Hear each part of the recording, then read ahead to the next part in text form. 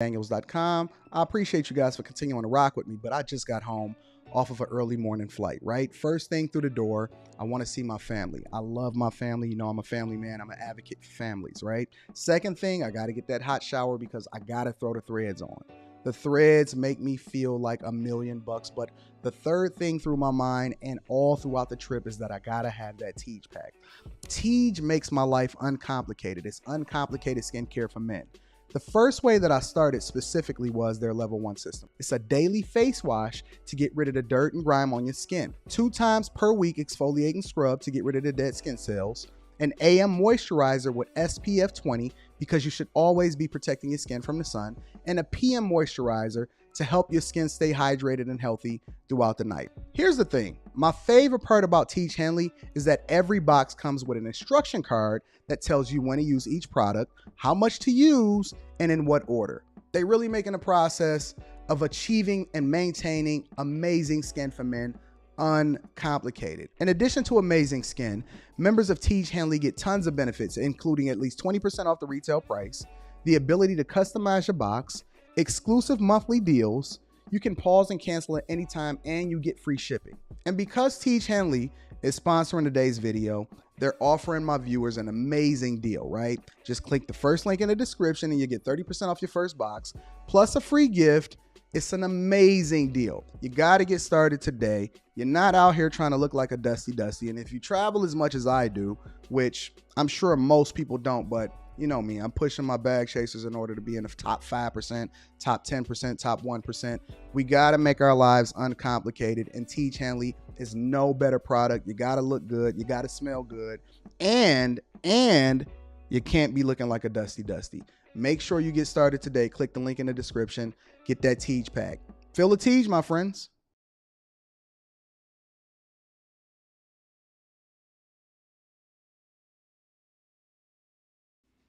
What's going on is Anton from AntonDaniels.com. I appreciate you guys for continuing to rock with me. Thank you for rocking out for the Millionaire Morning Show. It is Wednesday, August 24th, 2022. It seems I got my travel case. These are what I bring my Rolexes with me in. I have travel cases, and these were issued to me by my authorized dealer. But seems like it's been a long week. I gotta go and check out some more property today. I actually traveled back into my office here to be able to have a conversation with you guys because I got that fire internet and I got a lot of stuff going on. Plus, I got some appointments that I need to make out here. But it's Wednesday, ladies and gentlemen. How do you guys feel today? What's happening, friends? Friends and family, I see y'all in the chat. I got my dog Kojak is in the building. Cool gamer. What up, Spaces? Brandy, Jay Ali, what's happening? What up, Jay? I see you got a different profile picture today. Kenyon is in the building. I pay attention to my people. Good morning, Jeffrey. How are you doing, Jeff? What's happening? Peter Investor says, salute to Anton and the Bag Chasers in the chat. Empress Carmen is in the building. Stephen Day, what's happening? Sarah, what's going on, Sarah? Burgundy. B, you know you my girl, right? What's happening, baby girl? Sabrina is in the building. Big Suggs. Dora, we just going to say Doria. You finally caught your first live stream? You in for a treat today because we got some news to go over and announce. Practical Absolutes is in the building. Raphael, Jeremy, Clay, Jay, Jeffrey, Matt G. What up, Matt? What up, Matt G? Randy is in the building. One of my bag chasers that I'm sending over into the coffee conference over there in LA. All of my friends. What's going on, friends and oh, my dog. What up, V? What up, though? Batman is here. Shawnee, what's happening? What's going on, friends? What's going on, friends and family? How y'all feel today? Man, it's nice and sunny outside, and I'm going to be honest with you. Spent the night in a hotel yesterday. Why is Anton spending the night in a hotel when he doesn't have to spend a night in a hotel? Well, I'll tell you why. They are installing a new water softener system in the building. So as a result, what I do is I keep 2 hotel rooms at all times throughout almost the entire year. Not the entire year, but almost the entire year in downtown Detroit. So essentially, and some of you guys have already known this for a couple of years now based off of some of the vlogs that I've extended to you guys on my other channel. But I keep a couple different um, places here in Metro Detroit.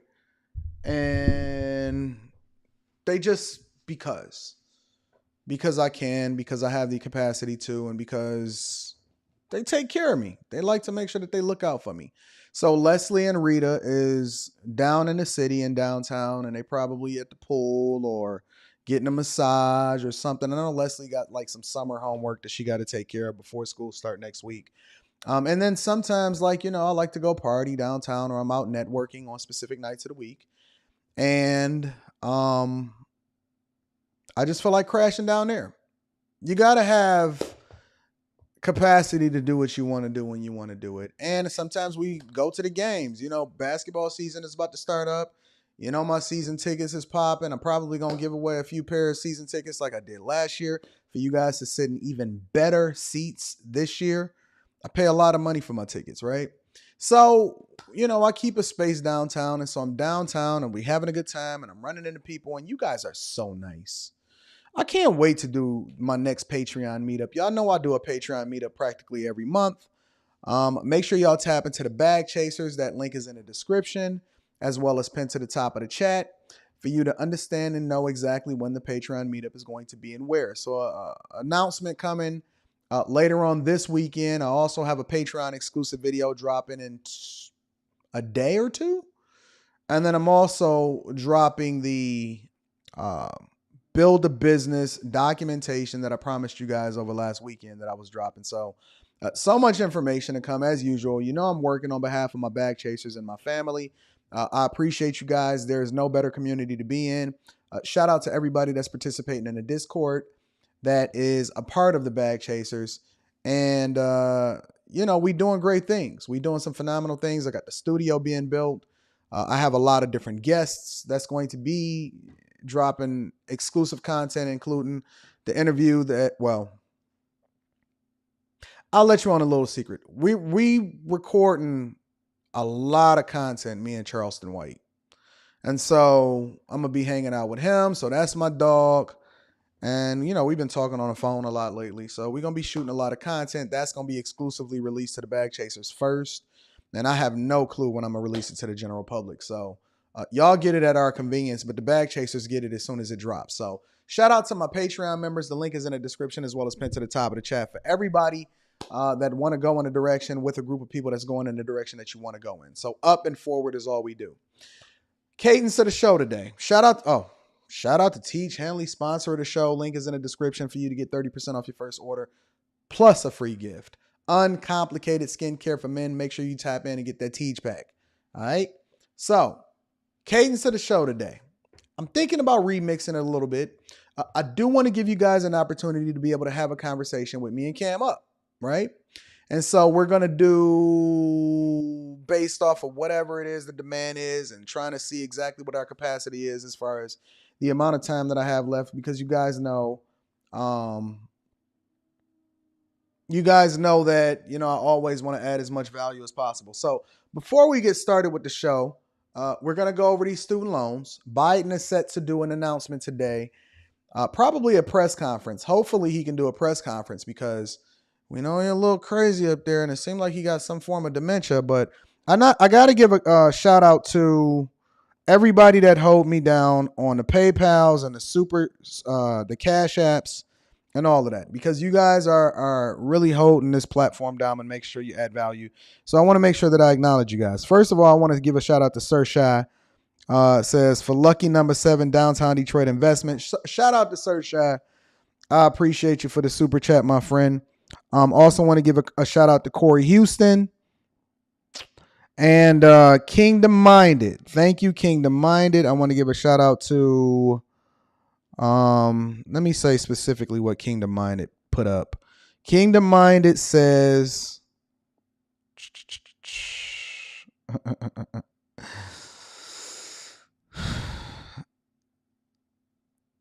Hold on, let me get the details.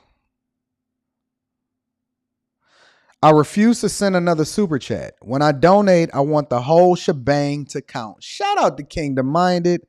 I had no idea YouTube took a portion of super chats. They do. But I don't tell people what they can and can't donate on and what platform, because I'm just appreciative of the fact that you guys hold me down in the first place. So said I had no idea YouTube took a portion. You had me cracking up yesterday singing those songs. Here's my thank you. And then gave me the heart emoji. Thank you, Kingdom Minded. I appreciate everybody that continues to hold me down. Thank you for all of the Cash Apps, Super Chats, as well as PayPals and Venmos. You guys are awesome. All right, so let's get into the show. I want to talk about student loans and how it's going to affect you.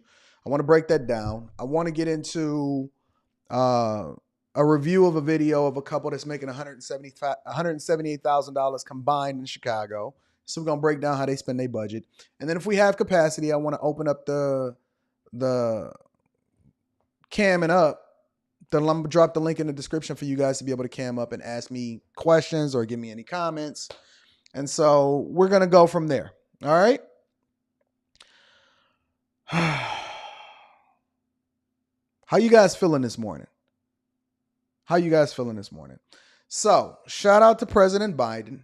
If you guys need to get in touch with me, email me. If you want to book a personal session, email me at antondaniels413@gmail.com. And we're going to make sure that you're getting taken care of. How you guys feeling today? Some of you are like, Anton, it seems as though the victim Olympians are winning. They are running this race and they coming in first place and it seems like they're winning.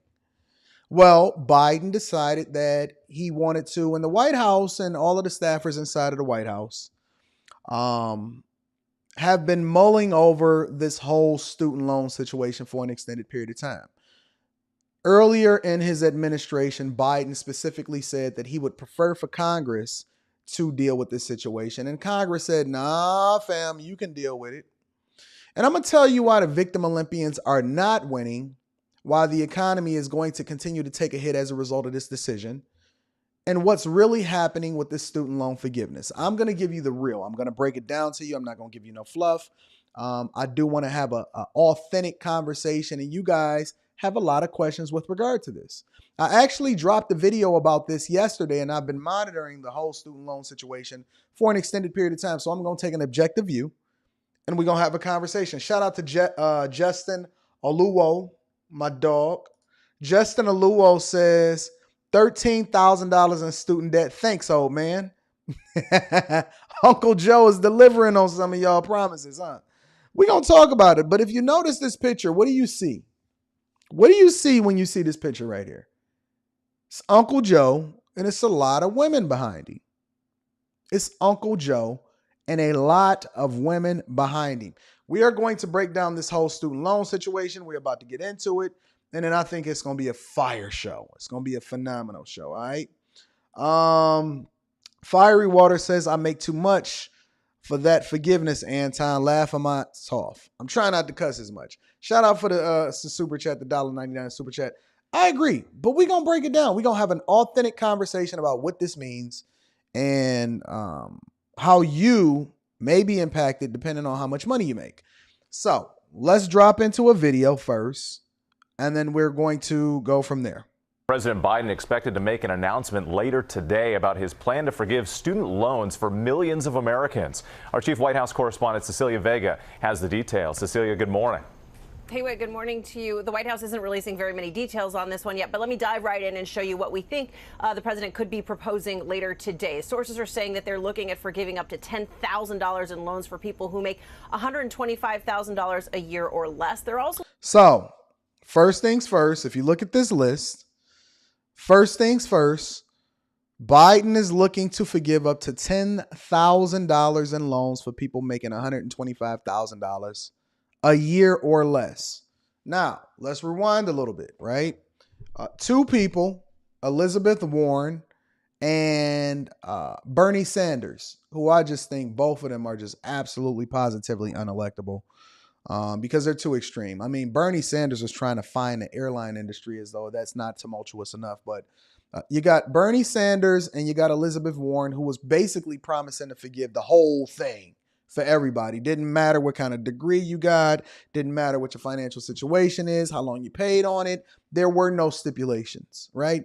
$1.7 trillion in student loans. Who's going to pay for that? I don't know if you guys have been paying attention, but there's a theme going on here. And we've been having this conversation for an extended period of time, right? The theme is who pays for what happens, which according to estimates, but we're going to deep dive into the articles in the Wall Street Journal. According to estimates, $300 billion in student loans forgiven. But nothing is just forgiven. Nothing is just forgiven. Oh, there's an underlying agenda here, and there's also a payment that's going to be due very, very soon. But we're gonna dive into it. So $10,000 for people making less than $125,000 a year. Clarity will be coming soon, obviously. He also announced that he's extending the federal moratorium on student loan debt, which means that you're not having interest being generated on your loan. So the servicers of the loan are not making any money or anything like that. Zero student debt for millions. Basically, there's people, a large majority of the population have $10,000 or less in student loans, and then debt reduced by half for the other millions. Shout out to Chris J says, thank you, Sleepy Joe. You finally did something right. Oh, you think so? Okay. All right. We're going to dive into that. We're going to have a conversation. But let's continue into the video, and then we're going to break this down.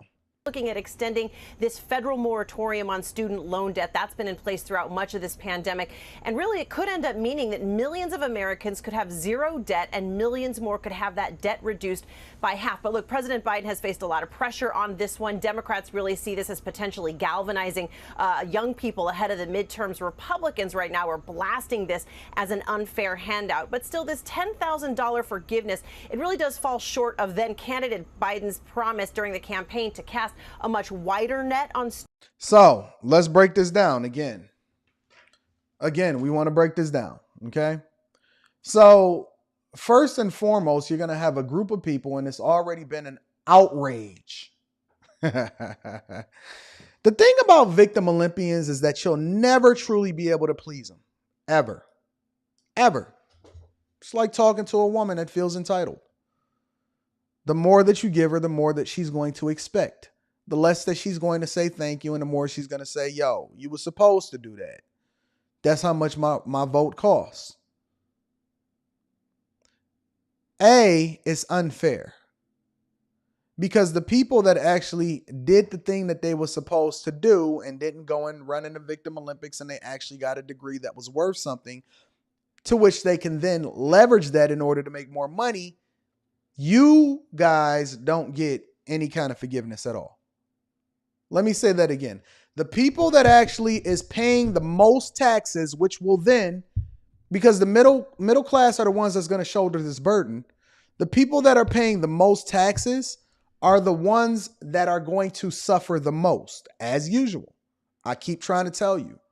Listen, in the name of getting more votes, they are willing to sacrifice the middle class in order to ensure that you continue to run in the Victim Olympics. And let me say it one more time. In the name of sacrificing the middle class, they're going, because it doesn't affect us. It's not going to affect the people that already got it, because $10,000 mean nothing to us, right? But in the name of the middle class, because you guys are going to shoulder the majority of the burden, they're willing to sacrifice you in order to win more votes for those that are running in the Victim Olympics. Let's continue. Student debt, and he really is right now facing some loud pushback on this one. The head of the NAACP says, look, this can't become the latest example of a policy that leaves black people, particularly black women, behind. And he is warning the White House publicly that this is not how you treat black voters who really came out in record numbers for this White House back in 2020. And Robin, these numbers are really important. Women hold. Did you hear what she just said? The head of the NAACP. What does the NAACP stand for? National Association for Always Running in the Victim Olympics. What does the NAACP, what do they do? What does the NAACP do? Literally, the words that came out of the head of the NAACP's mouth was, yo, I can't believe you did this. They were better off not promising this at all and focusing on other things. Listen, I didn't even get into whether or not it's fair or not yet. I ain't getting into none of that yet. The head of the NAACP said black women are angry because you're leaving us behind by only giving us $10,000. Now, the people that's actually not running in the Victim Olympics and making all of the money are the ones that's going to suffer the majority or the brunt of what it is that's being announced here. But the people that are the most enrolled and the most educated are the ones that are complaining that he's actually doing something that he said he was going to do when he joined office. I got to give Biden a little bit of credit here. I got to give him, I don't agree with the decision. I don't agree with the politics, but I have to acknowledge the fact that he is doing the thing that he said that he was going to do when he got elected. I don't agree with the decision to do it, but you have to give him a little bit of credit on delivering. And guess what? He's still being killed by black women and the head of the NAACP, the Simp Olympics, that is telling this man, yo, I can't believe you did this. Can you imagine coming home and giving your chick $10,000 and she said, I can't believe you gave me $10,000. Can you imagine that? Can you imagine that you do something for people, which is one of the reasons why you need to stay away from the hood and people that are running in the Victim Olympics, because the more that you do for them, the more that they're going to hate you for it. Isn't that backwards? Isn't that crazy? Let me read a couple of these super chats. Jeremy Clay says, is Joe Bryan going to reimburse up to $10,000 for those of us that worked our asses off to pay back our loans? Probably not, but we're going to find out more information later on today. Trust me, I'm going to keep you updated because it isn't fair, right? It isn't fair.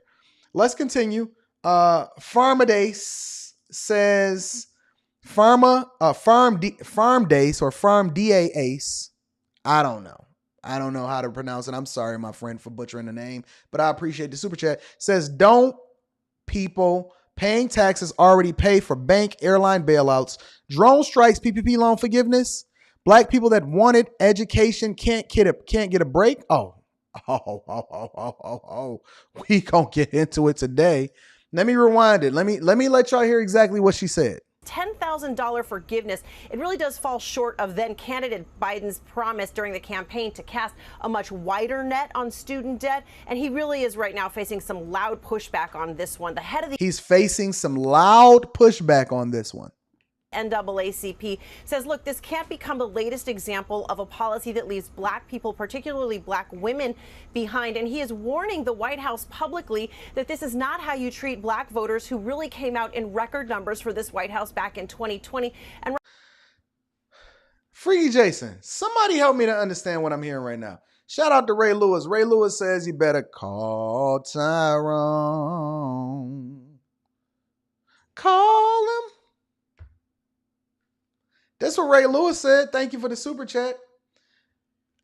Bro, black people, specifically these type of people right here, will never be satisfied. They are the most enrolled, the most educated, the most running in the Victim Olympics, the most basket weaving degrees. And they said, Joe, I'm pissed at you. I'm sick of it. I'm sick of it. I'm sick of these stimulus checks that these middle-class voters are paying for. I'm sick of, even though I didn't vote at all, I'm sick of this $10,000 student loan forgiveness. I'm sick of you and you leaving black voters behind.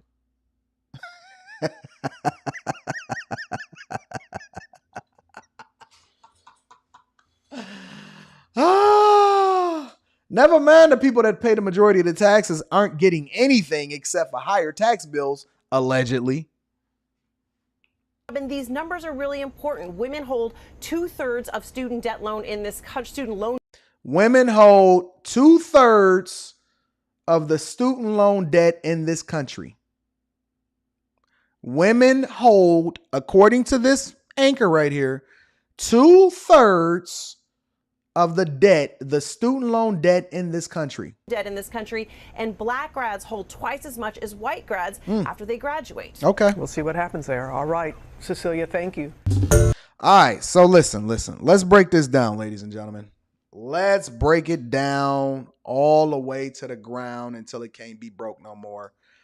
All right, so this is largely the plan right here, all right? So Biden is planning to take executive action to forgive $10,000 or more in federal student loan debt for tens of millions of Americans, a move that will provide unprecedented, meaning never seen before, never has happened before, relief for borrowers, but is certain to draw the political and legal challenges. Jaleel Stevens, shout out to you for the 10 ball, says, life isn't fair, though. If it's for the greater good of the U.S., then I'm all for it. Biden should reimburse those who pay their loans in full, though. You see how it's a slippery slope, though? Because everybody is going to complain and then nobody is going to do anything, but he has to deliver on the promise that he said, or they're going to hold him accountable for that, too, which means that he shouldn't have never promised it in the first place, right? Think about it. The people that's on one side of the fence that make more than $125,000 a year, that work their ass off, is literally a guy that I read a story about that worked 19 and a half years to pay his stuff off, is getting nothing in this deal. And then the middle class are the ones that's going to have to pay for it because inflation is going to go up. Listen, if you think that $300 billion bill is just going to disappear out of nowhere, it's not. It's not. Somebody is going to pay for it. And this is one of the reasons why we experience inflation in the first place, is because you can't just print more money in order to solve for your problems. And if you think that you can, go and ask Venezuela. Go and ask all of these countries with runaway inflation how that's affecting them.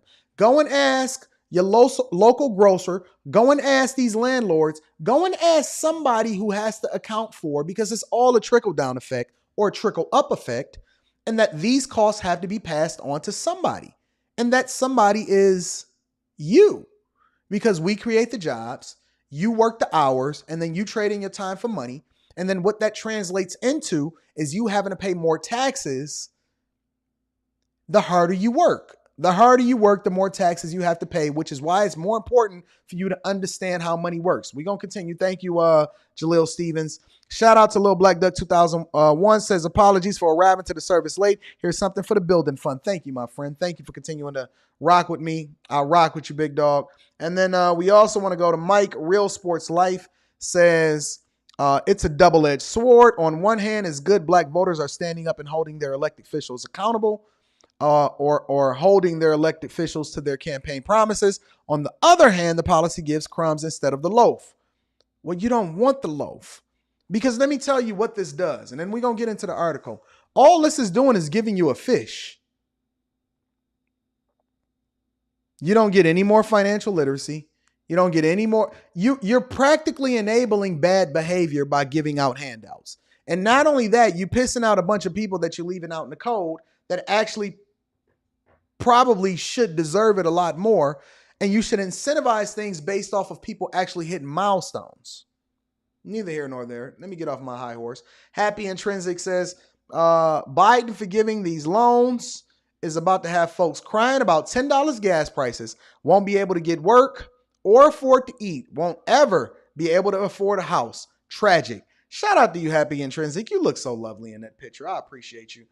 Shout out to Pharma Ace. Pharma DA says, it's not a handout if we all pay taxes. It is a handout because the majority of those that pay taxes, do you know who pays the majority of the taxes in this country? The top 5%. The top 5% pays the majority of the taxes in this country.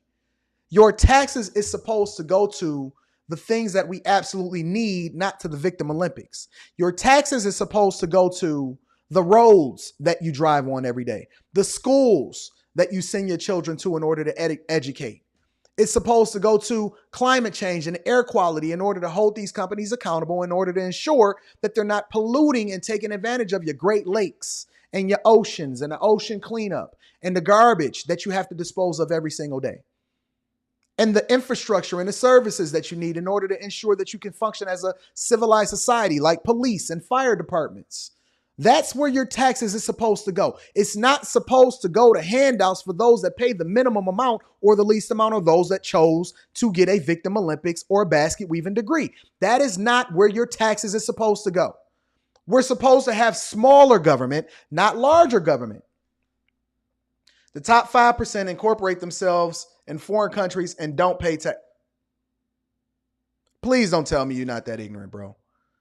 You're not that ignorant. Please tell me you're not that ignorant.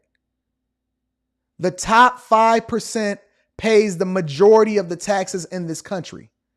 And not only that, they generate them, they give the most jobs for this country. They're being double taxed. Meanwhile, somebody that has 9 kids is getting a return on money they never even earned. Jesus Christ. I might have to drop this link in early. Shout out to Jalil Stevens, says, you're right about inflation, but that just means the U.S. needs to spend money on their citizens instead of on corporations and the military. Oh, my God. Y'all gonna have, oh, Jesus. I'm dropping a link in. Enough is enough. Enough is a motherfucking enough. I got to drop the link. Y'all are more than welcome to cam up and have this conversation because, whoo, I can't be being stressed out like this. I can't. I dropped the link in the description. We're going to have a conversation today. Let me turn that on. Jesus Christ.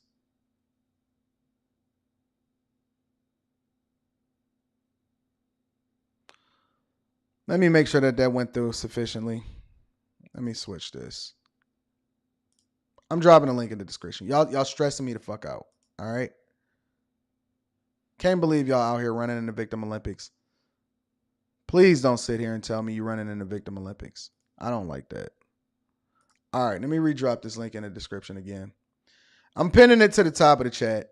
Anybody want to have a conversation, have a comment or a debate, you're more than welcome to cam up. But y'all are stressing me the fuck out. Y'all are.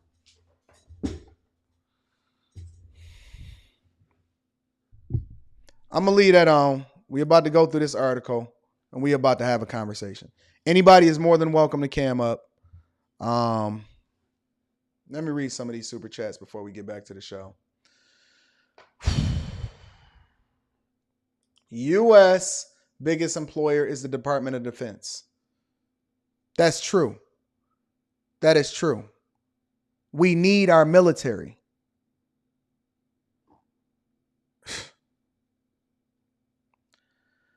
Woo!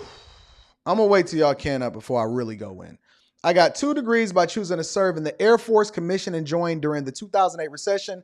I made and traded it for serving our nation. No loans, chart your own destiny, no excuses. Correct.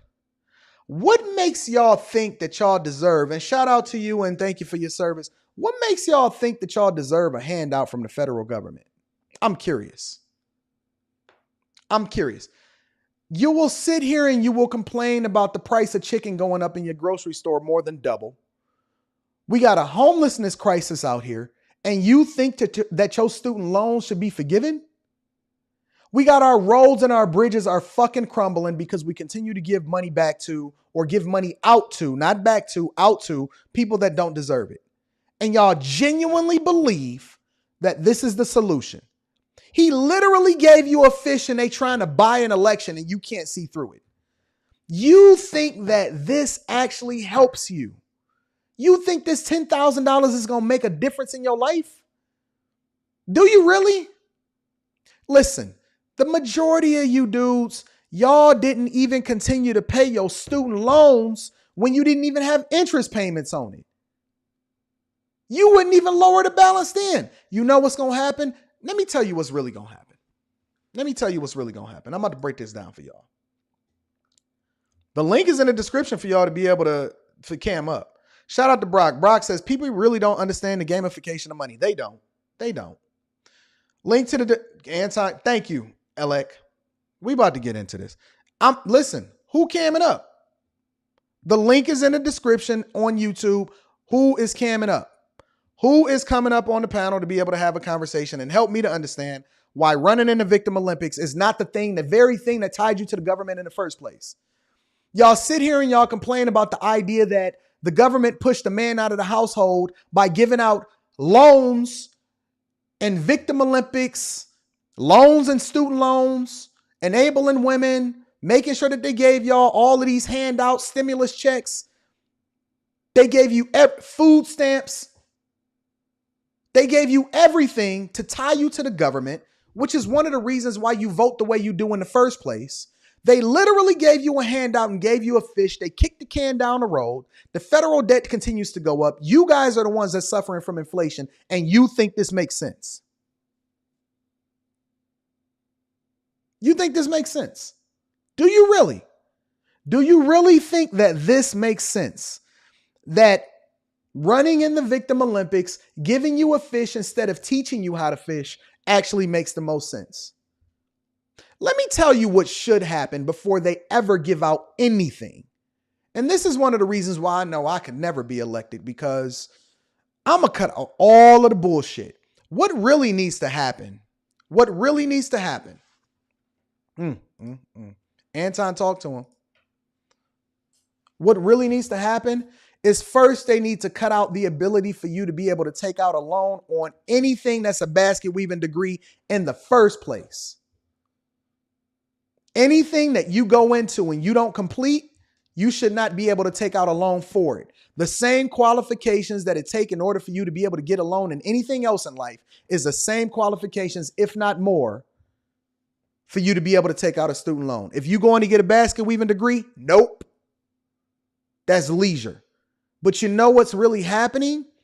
The real way that they're tethering you to the federal government is by giving you this free money, which then make you more dependent on them in order to get it forgiven, or they're able to promise all of this bullshit to you during these election cycles, which then prompts you to continue to vote for the person that's giving you a fish instead of giving you the opportunity to better yourself.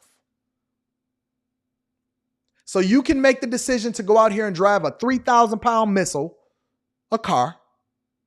You can smoke, you can drink, you can bust down as many hoes as you want to. You can work, you can do anything that you want to do in your entire life, but you don't have any kind of responsibility on the money that you take from the federal government in order to better yourself and further yourself in education. And you telling me you shouldn't be responsible for that? Is that the conversation that we having today? Because I'm not the person that's going to tell you what you want to hear. I'm going to tell you the thing that you need to know. And all you're continuing to do is push the middle class deeper into poverty. And then more importantly, you're reinforcing a mindset, the very thing that you complained about in the 50s and the 60s and the 70s that affected what you do in your own household, and the fracturing of families and the tethering of black people to the federal government is exactly what it is that the NAACP is doing right now. It's the very thing that they're complaining about. Come on, man. Tell me how the most educated and the most enrolled group of people, which is black women, are the ones that's complaining the most about a fucking handout. How? Think about that for a minute. The most educated group, the most enrolled, supposed to be the smartest, are the ones that are complaining the most, even when he give you anything. Anything. You got a choice to go to whatever school you want to go to. They literally laughed at me for going to community college to reduce the amount of money that I would owe to the federal government. Let me tell you why I worked at the University of Michigan. Let me tell you why. The reason that I took my job at the University of Michigan, and it's funny because I got recruited at Google too. And you know what? I might even deep dive into my emails to pull up the recruitment letter. We flew out to Mountain View, California. The reason that I took the job at the University of Michigan, the reason is A, the cost of living out in California was insane. B, I already had my businesses popping. C, I understood how money worked. D, they made sure that they double matched everything that I contributed to my retirement, which is unheard of.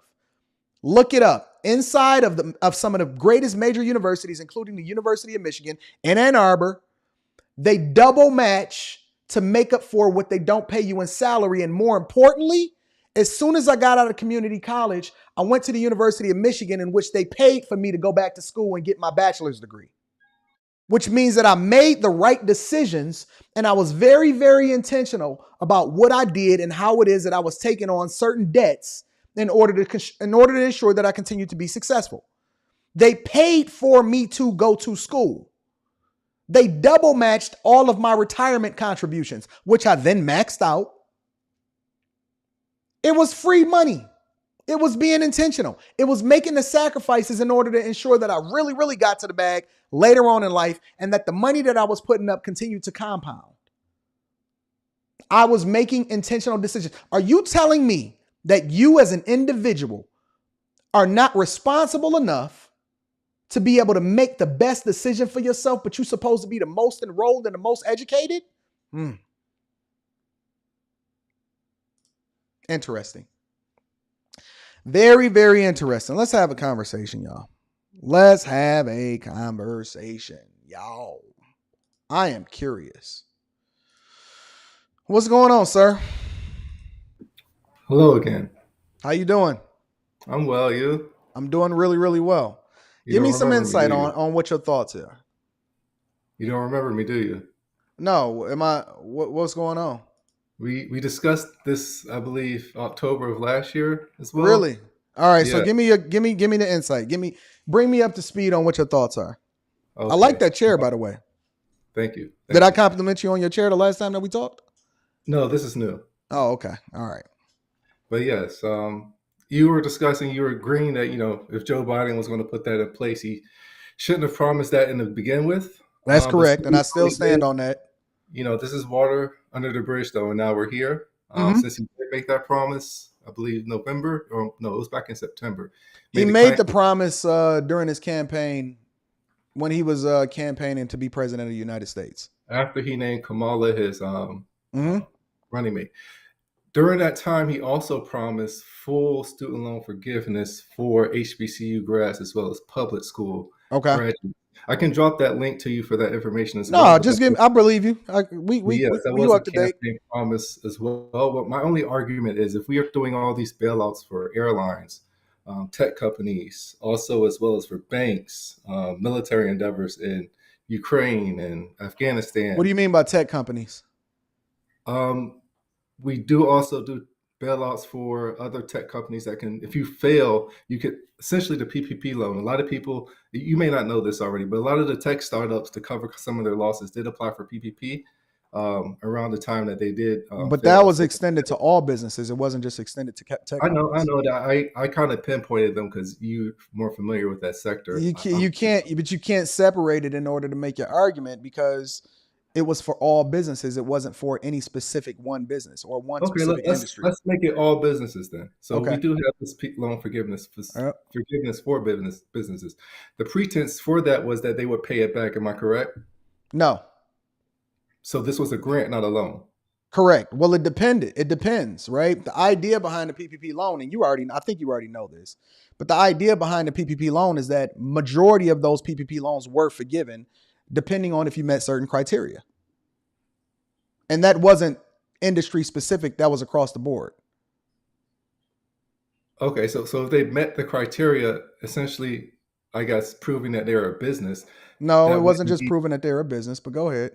Okay. But with all of these also, I guess, handouts, as you say, because it is taxpayer money that is paying for all this, what is the stigma or the pushback against, people that went to college trying to better themselves and getting a degree at escalated prices that were on exponentially rising rates for tuition fees and room and board, while promising or making or kind of putting a stick in there? If the kids don't get a 4-year degree, they kind of fail that life.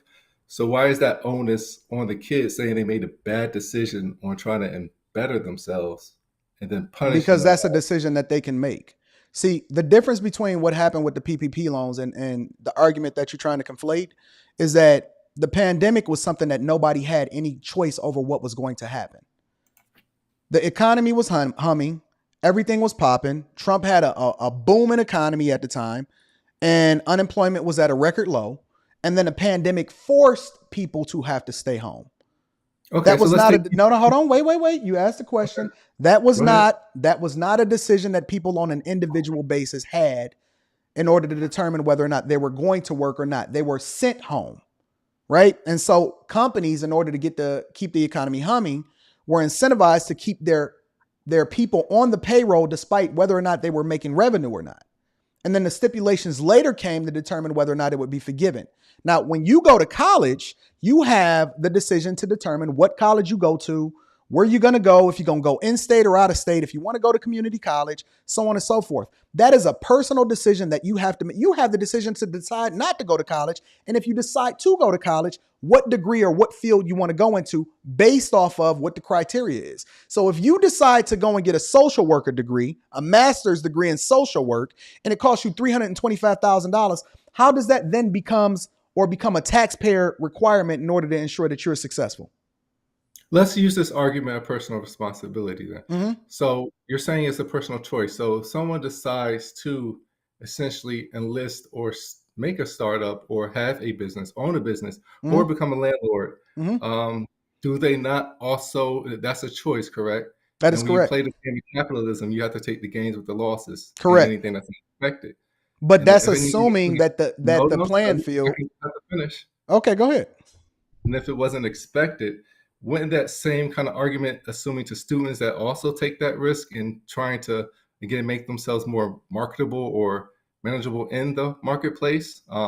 So I'm seeing the parallels there, but I'm not really seeing Because you how that. conflating arguments. The PPP loans wasn't necessarily for the businesses themselves. It was to make sure that the businesses didn't lay off the workers. It was for the Yeah, lay workers. off and go to Think lay about off it. No. Think about it. Don't Okay. change it. How much you got was depending on how many people that you employed. That's what the stipulation was. It was for the workers. It was to ensure that there wasn't going to be a mass layoff and then a recession like 2008, which you then would really be crying. That's what it was for. And so it wasn't a risk. It was for specific companies, depending on how many workers that they employed, to ensure that they kept those people on the payroll so that the entire economy wouldn't collapse due to something that they had no control over. Now, you have control over whether or not you want to control the costs associated with going to college. You have control over that. And again, wait. And again, the problem, wait. No, you told me to wait till you finished. You told me to wait till you finished. Okay. We'll be doing. And the problem with your argument then becomes, just because A is happening don't entitle you to B. You're not entitled to anything. And you're not entitled to student loan forgiveness either. And if you are, let's assume, and now I'm gonna pose a question back to you, right? How do you determine what's fair and what's not? How do they determine who gets student loan forgiveness and who doesn't? Is it the people that's already paid off their student loans? Do they then get reimbursement? Is it determined by how much money you make? Do you then have to have that threshold by $125,000? How is it fair? How is it not fair across the board for everybody to get that? I'm not arguing what's fair, what's not. I'm arguing what's. Yes, you are. You're saying fairness compared to PPP loans versus people that's going to school. You are arguing fairness. Can I finish? Yeah, go ahead. I'm sorry. I've never used the word or phrasing for fair. I just stated that, again, this is a voter block that Biden wants. Both, I guess, parties do want this block because we are considered the managerial class as opposed to the worker class. They want us to vote for them as well. So if they want us to vote for them as well, again, you have to lay that out for us as you would do for the business owners that do also share that voting or that voting power as well. So again, and essentially what the lobbyists are, again, bailing themselves out in a way too. So as a kind of core constituent group, we kind of messed up on this end by not conglomerating and making a lobby based on student loan forgiveness. That's a fault on us. But if we were to, we would have the same, again, privileges as, again, merchants or business owners have as well, to get that student loan forgiveness. Now, whether they scale it up or how they want to scale it or they want to means test it half to death, I really don't care. They made the promise. You execute on the promises. I did on signing the promissory note. So we're both in this pool. You talking about they made the promise as far as to forgive student loans? Correct. I'm not arguing whether or not they made the promise or not. I think that, listen, I actually gave Biden credit for delivering on his promise. I don't know if you heard that part. He didn't deliver on his promise. No, he did deliver on his promise because the promises was for public colleges, HBCU grads. I don't know that. That I'm taking your word. I'm taking your word on that. I don't know that for sure. And I know that I'll you. drop it in the Hold on, chat hold there. on. Because I just let me clarify. Okay. I know that you're going to provide me additional information and we can talk about that. But as of right now, during a live show, I can't go and do that research. So I have to Okay. take your word for it, right? But based off of what I know, he did make a promise to address and deal with the student loan crisis. He did forgive a lot of these colleges in which people went to school for, like ITT Tech and stuff like that. A lot of these colleges that apparently did certain things and put certain students in position to where they didn't actually get what was delivered as far as what they were promised from an educational perspective, right? He's forgiven a lot of those student loans. And then he's proposing or announcing this additional $10,000. As far as I know, Elizabeth Warren and Bernie Sanders were the ones that said that all student loans should be forgiven across the board, or it should be, I think it was up to like $50,000. So from my perspective, as far as him saying that he was going to get the infrastructure deal done, he was going to do the Build Back Better plan done, and then he was going to address the student loan crisis, he's done all of those things. Now, I completely disagree with the fact that, or the stance that he's taken, because I don't think that student loans should be forgiven. However, from my perspective, he's delivering on his promises. I just don't agree with the policy. As a personal question, why don't you believe student loans should be forgiven? What do you mean? Why don't I? Because why should we forgive student loans? Why would I advocate? Okay, first of all, because there's no fair way to cut it. There's no fair way to slice it. Because what happens to the people that come after you that decide that they want to continue to take student loans? You would have to essentially bail them out too, and we would have free college in the country. Which you cannot sustain because who pays for it? Again, the same way we pay for wars and other. No. And you know how we pay for it is we continue to tax and push. We continue to tax and push out the middle class, which essentially are the ones that are going to bear the brunt of everything that's going on in the economy right now. What is middle class? Can you define that? Yes, I can. I would say that middle class is probably people that make anywhere from, well, what's defined from the specific government or from, as far as earnings is much different than how I define it. I define middle class as probably people that make the equivalent of between $50,000 and maybe $250,000 a year. That's a big gap. It's a huge gap. As a matter of fact, I would up it. I would say people that make $83,000 a year to about $300,000 a year. Because you only had a 12% tax rate if you're under $82,000. Okay. You only had a 12% tax rate, but you jumped to 22% once you cross that threshold. Yeah, I'm well aware of that. That's if you get your AGI to a certain amount and you correct your adjusted gross income. Okay. So in doing that, wouldn't you say the majority of those people in there are college graduates? Well, it depends. Are you on the lower end of the spectrum or no? Probably. You said it's a wide spectrum. It is. Mm-hmm. So within that spectrum, you, I guess, assume that you do have a good number of college graduates. Maybe. Let me get a couple other people in here too. But go ahead. Go ahead. You were saying what? I don't have that much time either, but let me just throw that number out there. Maybe about 60%. Wouldn't the student loan forgiveness essentially help boost that class then? No, you don't want to have student. Well, listen, think about it. No, but think about it. Think about it. It's not even for anybody that makes over $125,000 a year. I don't agree it should be means tested. Now I can agree on that. It shouldn't be means tested. But essentially, like giving that boom, you do boost that class, as you've already stated that with the. How do you boost that class? Because they do not have the debt or the burden for student loans. So you telling me $10,000 per person is going to move the needle? No, I said full student loan forgiveness. That's insane. So you think we should forgive 1.7 trillion and then ongoing continue to forgive student loans and let people go to whatever college they want to go to for free? We forgave the 30 trillion that we spent in Afghanistan for 15 years. What does that have to do with what I'm asking you? I'm putting the argument. You don't substantiate your argument by looking at what it is that we. First of all, we didn't forgive it. That's what it costs to be there. Now, you may disagree with the fact that we were there or we spent it, but there's no successful country in the world that does not have a robust military. You know that. Really? Yes, I could probably really. put out Finland. I could probably announce Finland. You also have But what is Finland a part of? Finland is part of the EU. Exactly. And what's happening in Ukraine right now? I mean, Ukraine isn't part of the EU. They're their No, own. but And my they're point is, almost is that one of the reasons why Ukraine is being invaded is because they don't have a robust. Nobody is ever going to come into the United States. they don't have a robust military because that is outside of the EU's sphere of influence as well as our Correct. That's sphere. my point. So that's an entirely different argument. That's It's very not an different thing. entirely different That argument. is an entirely different. That's geopolitical. Bro, listen, the majority of these smaller countries, one of the reasons why we occupy is because they don't have a strong military and because we have interest to protect in those countries, which means that we then influence what goes on in those countries. Again, and that's not in our And you sphere. can't compare the two in order to try to substantiate your argument. You have to substantiate your argument based off of the premise of that argument itself. You can't say, well, we should forgive this I'm because they following forgive your that over argument. there. I'm not delineating or anything. I'm following your trail of argument. No, you said, I said, haven't moved the goalpost I said, or why anything. should they forgive student loans? And you said, because they forgave student loans. It doesn't actually enable you to be a greater person or a better version of yourself or to actually generate more revenue or anything like that. They're essentially doing the same thing they did during the pandemic, and they're giving you STEMI checks in order to ensure that they get the vote. They're not even giving you forgiveness because they genuinely believe that this is going to move the needle. They try to buy an election. I mean, doesn't everybody buy an election?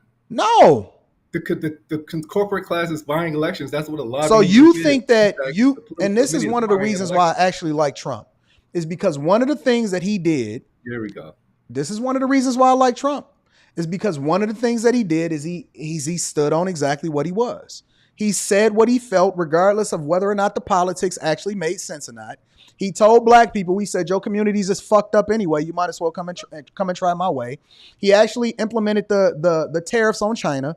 He also renegotiated NAFTA, the North American Free Trade Agreement. Free Trade Agreement. Yes, I'm well aware of that. But right, so he did the things that actually would make a better situation or give more opportunity or level the playing field with the different countries that we do business with.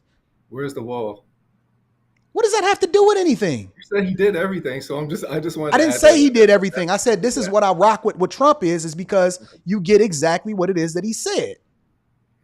He is what he is. He's not trying to buy an election. He said the truth, and then that's why it started resonating with people. So when he said he was going to move more jobs to the U.S., but it still facilitated Boeing outsourcing. So what do you? But that's a long term. No. And he did because what you're seeing today, what you're seeing Biden benefit from today is the policies and the things that Trump implemented. When you see them starting to build these $80 billion plants and these semiconductor chip shortages and everything that's happening, those are the results of the things that Trump put in place prior to Biden taking office. When you see all of these companies trying to move manufacturing back to the U.S., it's a reason for that. That is the benefit that came along with the policies and the things that he was doing here in the United States of America, including the trade war. All of it was a trickle-down effect. You just see Biden benefiting as a result of it. We were going to have to move that domestically anyway because of the supply chain issue. So it was going to okay. So if that was the case, then how come no politician said it before he did? I mean, he's the executive in chief. He was going to be. How come no politician said it before he did it? How come nobody actually was fighting China and implementing this trade war? How come nobody? You know what the funny part about it is? I'm telling you the reason. Wait. You know what the funny part about it all is? Is that these same tariffs, even though they're not advertised and talked about by the national media, is still in place today. If y'all were so against it, then how come y'all didn't take back the tariffs that y'all implemented on China? Okay, we've moved away from student loans and geopolitics. Well, you wanted to conflate arguments. I do want to stay on, but I do have a limited amount of time. Don't have a limited amount of time now for me, big dog. I'm sorry, I do. I wish. Tell me you coming back tomorrow then. I can. All right, I actually enjoy having conversations with you. All right, you as well. We'll talk soon. Okay. Take care. All right. Shout out to you. Let me get I'm gonna go down the list. I'm gonna bring my dog E Black. I know E Black. Oh man. I know E Black ready to do round 2 running in the Victim Olympics. What we got going on, E Black? What's going on, my guy? Chilling, bro. What's the word? Man, you hit on some points. the last argument pretty much summed up a lot of what I was going to speak about. The thing is that I think we're forgetting the fact that over 50% of the people who took out the debts are less than 20,000, right? So, I mean, you got to understand these payments are crushing. I No, they're mean, not, because when I people was not buying, even making payments. And the well, majority of you the people know, that have the loans are the ones that's supposed to be the most enrolled and educated, which is black women. but the fact of the matter is that these payments are crushing. But not only that, when I was buying my house, the first thing that they said, you have to be up to date with your student loans, right? Correct. You have to show yourself So, worthy by paying your stuff on time, because what makes us think that you're going to pay your house note on time if you ain't paying all the other responsibilities that you have on time? yeah, but the whole point of the matter is that it's on in the government's part to ensure that the citizens are able to have prosperity. No, it's With not. the student loans, It's not. yes, it is. Yes, it No, is. it's not. That's why Well, we okay. have capitalism. Capitalism is you get what you get out, you get what you put into it. You get what you work for. This is not socialism. Capitalism means that this is something that you have to strive for. It is not the government's responsibility to make sure that you prosper. It's the government's responsibility to ensure that you got the opportunity to prosper. Exactly. It's not a responsibility to make you prosper. It's an opportunity to prosper. Which is why you see the government paying for paved roads, because they want to ensure that the city that they have ensures flow of traffic, economic development, right? So it's the Correct. same thing. It's the same process. Right. So But you you still got to not go to work. You still got to get exactly. educated. You still got to pay your bills. You still have to do what you're supposed to do. Yeah, and I agree. And I agree. And I agree. But like I said, this is one way, given our current economy, and not only that, like I said, you want to ensure that people are not getting dinged trying to climb the economic ladder. Student loans are crushing. We're no longer talking about, like, I don't know how much you paid when you went to City College. Mine was like 13 to $18 a unit. Now it's So probably per up to credit 60, hour. yeah, per credit hour. Mhm. So now it's probably up to 60, 75. That's Even the called lower. inflation. And it's going to continue to go up because they forgiving student loans. So we have to ensure that we're not front loading a lot of these people's debts. We got to make sure that, people are still able to get credit cards. People are still able to buy No, houses. no. Yes. That is a Yes. choice. You listen. We come from an environment or an era where you used to pay your car cash. You didn't finance, right? All you talking about is the gamification of money. All the credit score is to incentivize you to buy more shit that you don't need. The thing that we need to be doing is ensuring that people don't do the thing that's not in their best interest, such as a credit card, such as financing their cars, such as doing the things that are the most egregious for their own personal situation. It's not the student loans that's the problem. It's their own mentality and them going down paths that actually do not benefit them. They are picking liberal arts degrees. They're going into basket weaving degrees. They're going into social work and getting master's degrees that cost over $250,000. That's insane. I should not have to protect you against yourself. You are grown, because if you want to go out there and have sex and do anything else that you want to do, you want the freedom to do what you want to do. Okay, so I'll tell you what. If we decide that we want to make sure that people prosper, now I'm going to have to put some restrictions on what you can do and what you can't do. Agreed? No. What do you mean no? So you want the money, but you don't want the responsibility that come along with ensuring that people become successful. No, it's when you create products that endanger the future and success and prosperity of America. That becomes the problem. Student loans are a predatory. You understand this? Student loans are a They're predatory. not. You're talking to 18-year-olds who are front loading themselves with over 10,000, 20,000 worth of debt, not understanding that. But they can Because go out and get a because car. people are saying They go can to go out and college. have sex. They can go out and get a license. They can go out and party. They can smoke cigarettes. They can do any fucking thing that they want to do except for be responsible for the decisions that they make when it comes to I'm student not saying they loans. can't be responsible. All But I'm wait, saying you is don't that say, but wait, the problem with your argument is that you don't say that, hey, you at 18 can't finance a car either. If you can't have a student loan, you shouldn't be able to finance a car. You shouldn't be able to finance a house. You shouldn't be able to take out any other loan. If you can't have a student loan at 18, if you don't want them to front load it because we giving them responsibility, it is the parents' responsibility to ensure that they know what they're doing. If you don't want them to do it, then you got to remove all of it. You either take it all away. You don't get to pick and choose according to what you want to be forgiven. That would be good in an unrealistic world. No. Realistically, what Unrealistic is happens is forgiving kids student that loans and what happens 1.7 trillion for everybody. realistically what happens is kids turn 18, they enroll in college because they want a better future for themselves. No, they don't. They Thus, enroll in college because they want to go and have sex and party on campus.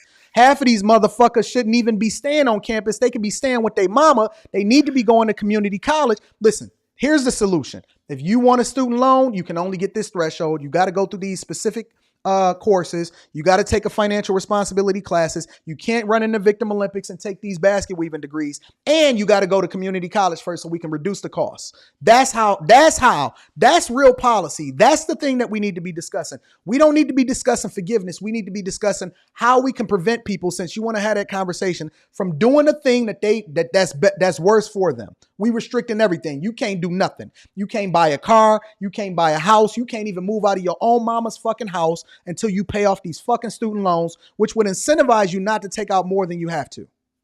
and I would agree. I do think there probably should be some types of restrictions. However, we're not in that day and age right now.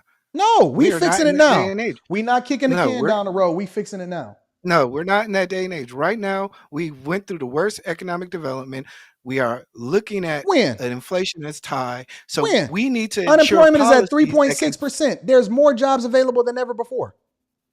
But what's the point of having a job if you have a $300 bill for a degree that you took 10 years ago? And Cool. interest Then that means that you don't rising higher. fucking finance that Hellcat that you want for $1,000 a month. You don't get to do that. You don't get to move out of your parents' crib. You pay off your fucking student loan. It's going to take you, a year or two, and then you can go and do whatever you want to do after that. Yeah, but like I said, when I was buying my house, the first thing they said, make sure that you had a federal loan paid for. This will help more than it hinders than you think, Anton. This helps for credit. It doesn't. All it does is kick the can down the road, and it prevents people from being responsible for what they're supposed to be doing in the first place. You don't teach people how to fish by forgiving them. You giving them a fish and you giving them the handout the same way that we gave out handouts with these STEMI checks. All they did, you know what happened when we gave out these STEMI checks? Motherfuckers was at Gucci. I seen a line out the door the day that them STEMI checks hit. I never got a STEMI check, right? Because I made too much money. But the line was out the fucking door with Louis Vuitton, Gucci, Balenciaga. Vegas was popping. Everything was popping. Yeah. And I agree. I think the first 2 years of college should be free. No, it shouldn't. Then fucking enroll in your community college and it's practically free for you. No. You don't get to go to the HBCU and get to party it up and go to the football games with the bands. You don't get to go out of state. You don't get to do none of that. Don't pass go. Don't collect $200. None of that. You go to your fucking community college, which they pass millages in your community, which most people don't even vote on because they don't vote in their local elections. You don't get to do nothing. You go to your community college. You stay with your mama and your daddy. You stay in the basement. You grind the fuck out, and then you show yourself worthy of being able to qualify for a student loan by being able to go to a major university after you get your associate's degree.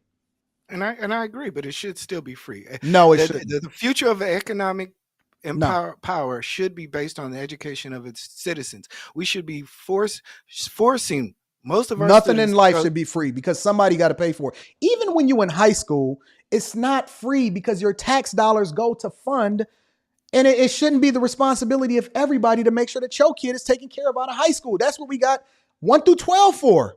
Now you get to get extended education for free. Why? That's what the taxpayers pay for 1 through 12. But let's be honest, they've cut education. We're not even presenting a good high school education. That would be good if we had like shop rec and nursing still in high school. Cool. Then go to your local treasurer, go to the city council meetings, and have that conversation on instituting that as a class in y'all and what y'all got going on in y'all local city. And I agree. And look, I agree everything what you're saying. Responsibility should be when you take out these loans. However, I do understand that when you're looking at it from a macro point of view, that, hey, we got these people, and if we just eliminate $20,000 worth of debt, we can get more houses being sold. No, you're going to put yourself in more money debt. into the economics. It's going to be more BBLs. It's going to be more hot girl summers in Miami. They're going to get higher car notes. Cadillac going to be flooded. No. We don't want no more Cadillacs being parked on the front lawns. No more. That's done. Okay. Fuck that. I hear you, Anton, man. I'm just saying, E, man, you know I'm right, man. People given the opportunity, man, people can't even pick a good girlfriend or boyfriend.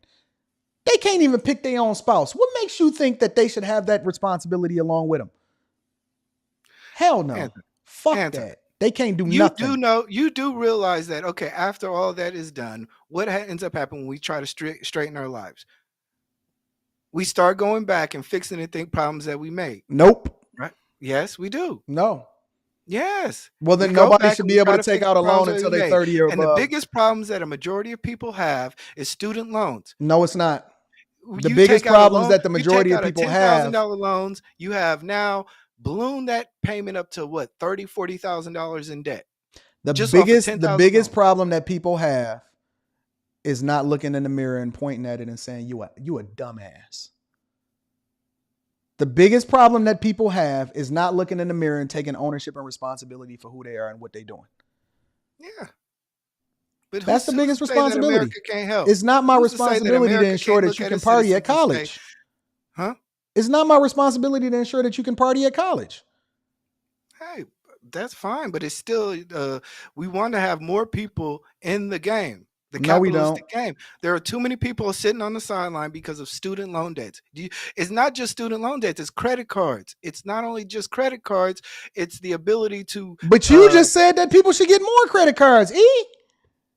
I just said that because essentially we know that when you have a bad credit score, you're not in the game no more. Oh my God. But you Look, shouldn't we've be in the been through game this. anyway. That's the whole point. Don't y'all understand? Listen. The gamification of credit score just incentivizes you to spend more money and then pay the servicer of that loan, the mortgage. Why do you think that everybody is buying a 30-year mortgage instead of getting a 10 or a 15? Because they look at things based off of the payment and they qualify themselves based off of the credit score, which is literally a game that was made up by the banks to ensure that you guys can continue to spend money. In order to have a good credit score, you don't even need a credit card. You can get a secured credit card, which would then allow you to not be able to spend more than you need to, because the only thing that you need in order to have good credit is a credit history, right? Which you can then, if we really want to teach financial literacy, all you got to do is latch on to the person that was ahead of you. When my daughter becomes 18, all she got to do is become an authorized user on my cards, which then extends her credit history, right? But we don't want to have that conversation. We don't want to talk about responsibility. The reality is that you can get a secure credit card, keep it for an extended period of time, put a Netflix subscription on it so it never closes, keep the credit utilization under 20%, and then you rocking. Yeah. But nobody want to have that conversation because nobody actually wants the thing that's best for them. They want to run in the Victim Olympics, fuck up their life, and then looking for somebody to come over there and save them. But we not doing it. Fuck them. But what percentage of people are actually doing that? What percentage of people are actually doing that? We don't know we know it's $1.7 trillion that's out there in student loans. So it's a lot of motherfuckers fucking up. So that means a lot of people don't have that game. So we still it's a lot of people running in the Victim Olympics. That's what it is. We need to start holding these people accountable. Okay. Good luck on 1 trillion of That's why I'm gonna run for office one day. I'm gonna say, fuck y'all. Everybody, we cutting off all handouts, any stimmies, none of that. We not giving you nothing. Ain't nothing available for you. And if you want to do it, you're going to have to qualify the same way that everybody else qualify for it. Fuck them. What do you think about to receive forgiveness? You have to return back to college and you have to complete your degree that you originally enrolled in. I think that, you want to know what I think about forgiveness? Mm-hmm. I think that the best form of forgiveness is changed behavior. We don't even forgive our enemies until they show that they changed the ways that they changed for an extended period of time. Why should I forgive you for the money that you owe me? The best form of forgiveness, the way that most people forgive each other in real life, is changed behavior. Yeah. Change your fucking ways and fix your shit. Fix your shit. It ain't my responsibility. Okay, but Anton, in realistic terms, you have people sitting out there trying to make it from day to day, right? The best way to do is to look at what's the burden. Are they a bag chaser? Are they in the Patreon? No, fuck them. Because they not doing the thing that's in their best interest. If they not in the Patreon, fuck them. Anton, We leaving people behind. When Listen, you run for office, let's see how much votes you gonna get. Let's see how this gonna work. If they not a bag chaser, fuck them. Listen, I think that people need to separate themselves from other people that's running in the Victim Olympics.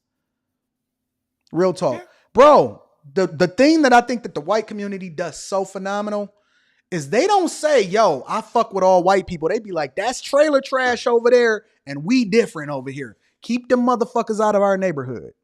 Fuck them. Yeah, but look, no matter what, white people still will look at a greater system and say, look, we gonna fix this system. No, they don't. That's all they buy votes from y'all because they know that y'all gonna be emotionally tied to the federal government. We are, which is one of the reasons why y'all in this position. There's not enough of us to buy votes. You got to understand. Yes, he did. He just bought y'all vote. Oh God. Oh, you voting? Watch y'all vote because Biden, he ain't gonna run again because he too old. He walking around his hand doing like this. He ain't gonna vote again. He's shaking hands with the air every time he on live. They keep whispering it. Press, turn left, turn right. Don't die over there.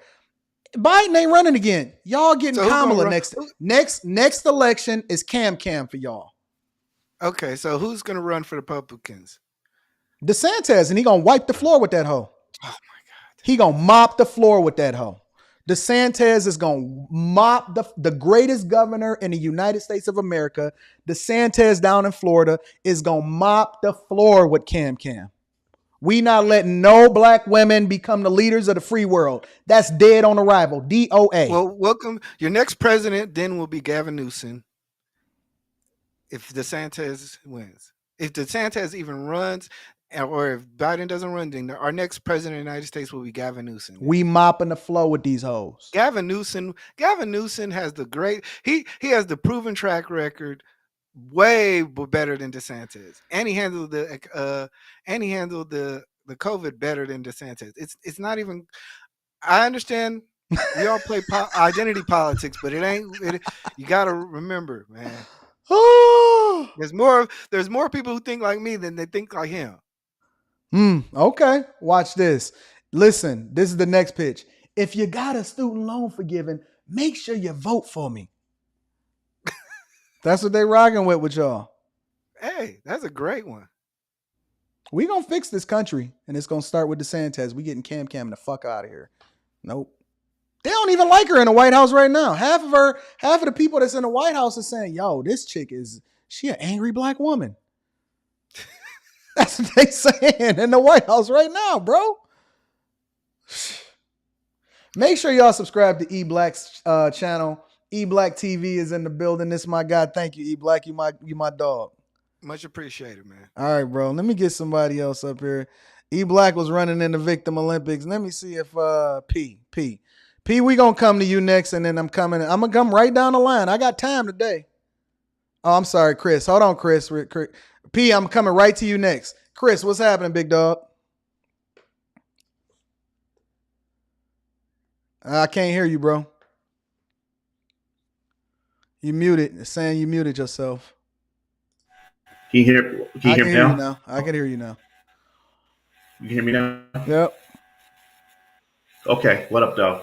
Chilling, my friend. How you feel? Doing all right. So I have a couple different ways I'm going to look at this. So background, I am anti-student loan forgiveness. However, but I did have student loans. I paid them off. I went to community college. I got my student loans repaid partially by the military. So I have a different take of how this works. So can we agree education is good for society? Yes, I agree. Okay. So we agree that we benefit economically and socially from having an educated populace. So this is the dichotomy of us being a capitalist society. We have to weigh this, right? Correct. Do we agree with that? Okay. So now, this is what I think we should do. I think that we should forgive student loans via the tax code, just like how we provide tax credits. Anything we do in the government should encourage good behavior. So right now you get to write off your interest. If you pay your student loans, we give you a tax credit up to, let's say, the first $10,000 a year you pay, where it's fully tax deductible, just like childcare, right? So we let people, it's like, you know what? If you pay your student loans, we're going to give you a full tax credit for the student loan you pay. That's principal and interest, because we still want people to go to college. We still want an educated workforce, and we recognize that the system did some things that maybe was not in people's best interest in terms of how these loans were doled out, how things were messaged, and then we have to go on the front end and fix how we're going to intake people into the higher education system also. Nope, I don't think we should give no incentives for people to pay their own responsibilities. So, okay, all right. Because how does it benefit? Because any incentive that you give, it has to benefit the federal government, right? For example, the fact that people pay their property taxes actually benefit the communities that you live in, right? Correct. Yeah.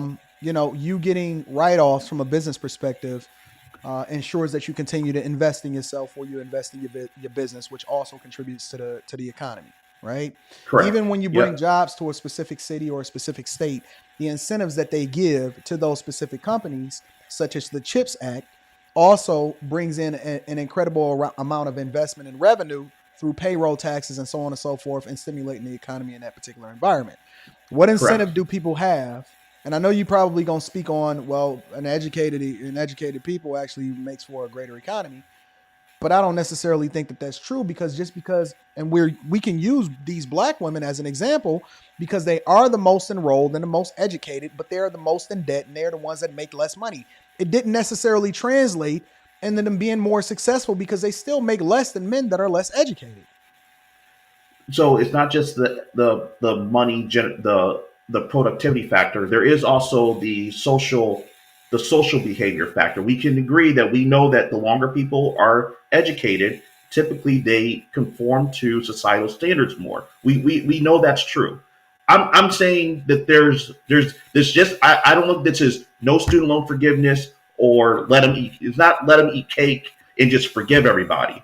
I think that just like how everything works in our country, there's a middle ground that you can thread a needle, where you say, you know what, the system was maybe not designed the way it should have been. So what we're going to do is. Let me ask you a question. Sure. Let me ask you a question. They incentivize people to pay off their student loans by deducting interest. Well, no, by extending a moratorium to where the interest wouldn't even be applied for an extended, almost more than 2 years now. And people, that's a big failure. That's a big failure on people's part. What makes you think that people are going to take advantage of a more complicated solution as far as incentivizing them to pay their student loans, and they ain't paying it off now? So again, we have a model already with childcare. When you have childcare, when you do early childhood education, you are able to fully deduct that up to $5,000 a year. We could apply that same concept through the tax code. So you lower people's tax burden, which is good for people, right? You lower people's tax burden because it's technically not money in the economy. But why should we lower their tax burden when the fact that they get an education is supposed to be incentive enough, because people with a degree make more than $1 million over their lifetime than people that don't? Because ultimately this money is not circulating through the economy. It's just the money's not circulating, and it's weighing down people's balance sheets. I don't think we should incentivize people to have to take care of themselves. That's the whole idea behind capitalism. You have the opportunity to take care of yourself and become greater. You have examples, and we are in the most technologically advanced society that we've ever been in. You have more opportunity to become great than ever before. Okay, so let's say we have the non-payment. So now you say, all right, so we're saying they're not forgiving it. We're not going to try to do anything to help incentivize them paying, because the idea we want to encourage good behavior. You're saying don't do anything to encourage good behavior. You're saying they're not going to pay. So now the student loan is supposed to be for like 10 or 12 years. They're 20, 25 years in. It's weighing on the bank's balance sheet. It's causing all the sort of problem on the consumer side. What is the remediation? Because that's what's going to happen. This debt just sits on people's balance sheets. Don't let them do stuff that they want to do unless they pay their shit off first. Okay, and then the way people do things is you got to punish them. Well, but I'm saying, fine, let's remove it from the people. So now what happens is, are we going to start telling the banks that?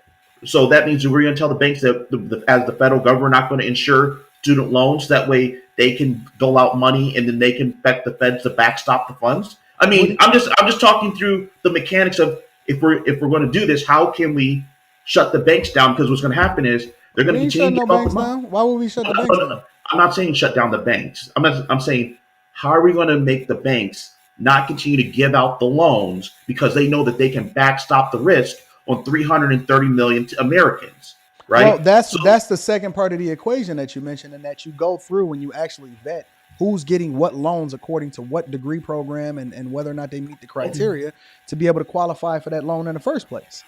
That's the So second part of the equation. But the first part is that you have to punish people for what it is that they're not doing. So yeah, so I look at, you got to do something on the front end, and we have to do something with the people now. I think that we can incentivize people through the tax code. I think that's the happy medium, because it forces people to pay, and you've incentivized people to pay, and then you can do something on the front end intake to make sure we do not get in the situation again. And then also too, I look at, there's three parties to this. You have the consumer, which is the student. You have the taxpayer, and then you have the banks. And all three parties played a role in accumulating the debt under necessary fault, not necessarily under the best of The only pretenses. person that's played a part in it was the person that actually took out the loan, because those are the majority of people, and the majority of the people are usually the ones that determine who's in the legislative branches, which they are just a reflection Okay. of the people that voted for them. And so now So what you see happening right now is that the people that are actually coming up with the solutions, which AKA is the handouts, is just a reflection of the people that voted for them, because all they're trying to do is buy more votes. See, so so as long as you have an environment where people are not telling the truth and they're not incentivized to tell the truth, you're going to continue to get the exact same results. Because if you live in a democracy, the people that represent you are going to be a reflection of your interests, even if it's not in your best interest, because you don't know what you don't know. okay, so for instance, so when I joined the military, I got 15% of my balance repaid every year that I was a member in good standing. They paid off 15% of my balance, Mm-hmm. right? So that was obviously an incentive that was provided for me to join the military. Mm-hmm. Do we maybe need to move to something such as a mandatory service, Yep. where maybe if you want student I'm open to loans, that. you do either you do a mandatory military service, State Department, or maybe some sort of federal works program where you're on the But hook for see, 2 to the 4 reason years. why that's going to work is because there's a barrier to entry that requires for people to have to do something instead of just getting a handout. But either way, you can't just forgive everybody, because first of all, it's not going to be fair, and second of all, it doesn't actually solve for the root of the problem. Well, the root of the problem is that we as a nation want an educated workforce for economic and social reasons, but then we want to say, well, how are we going to pay for it? If we do something like a mandatory service, essentially what the taxpayers are saying is, you know what, if you give us this, we're going to give you that. It's a negotiation of fair exchange of goods and services, which I think everyone agrees with. What I'm trying to say is, that's a future thing going forward. We have to, whatever we come up with in the future, we still have Oh, to but it address. don't even matter, because this generation is already fucked. You could still do mandatory service. You got to weed them out. You got to weed them out.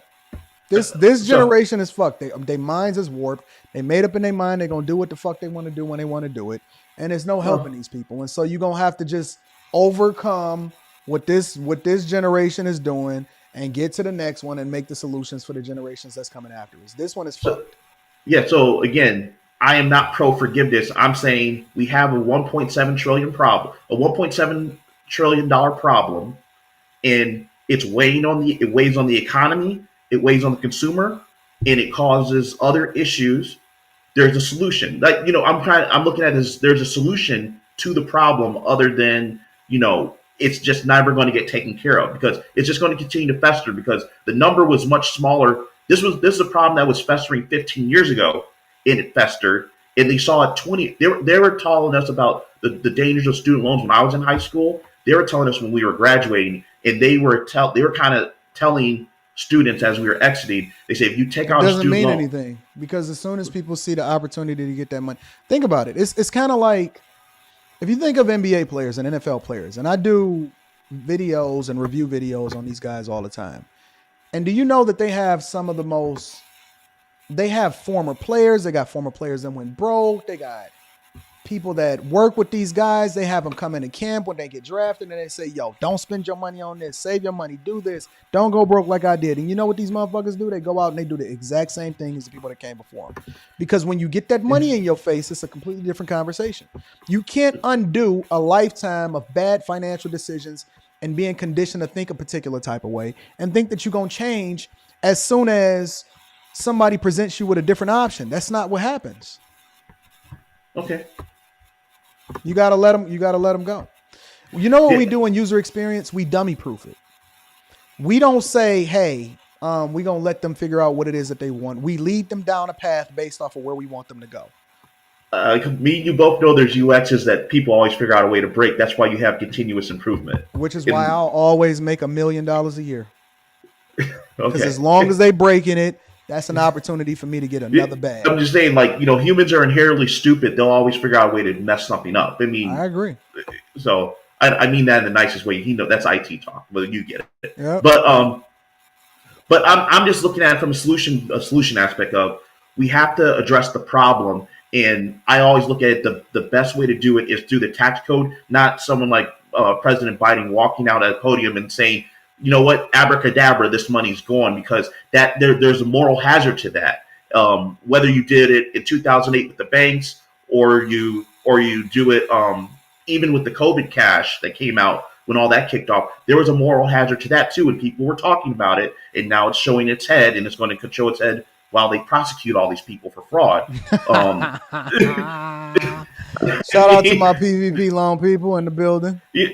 Yeah, so there is something to, we need to, at least in my opinion, and we can, you can have a different opinion. That's why they are that. Mm-hmm. I think there's a middle ground of, you know what, and first of all, the people who didn't pay theirs, who had 0% interest last 26 months and didn't take advantage, shame on you. You should have did that. That's first thing.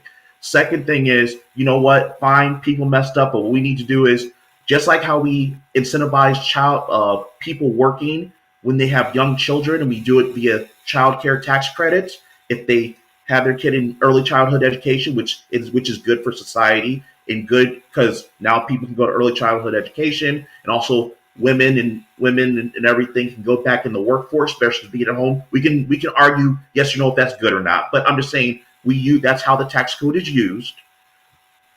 What happens is, again, you incentivize.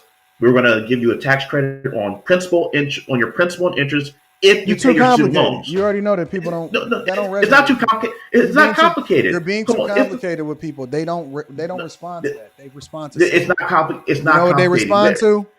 I'm gonna show you what they respond to. You're gonna get some Gucci loafers. This is what they respond to.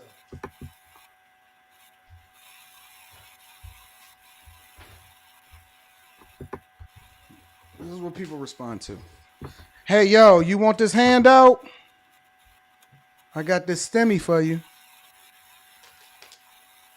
We shouldn't be into handouts. That's what I'm saying. You want this handout? I got this STEMI for you. Okay. Hey, here's some money to ensure that you can get all the things that you want. This is what people respond to right here.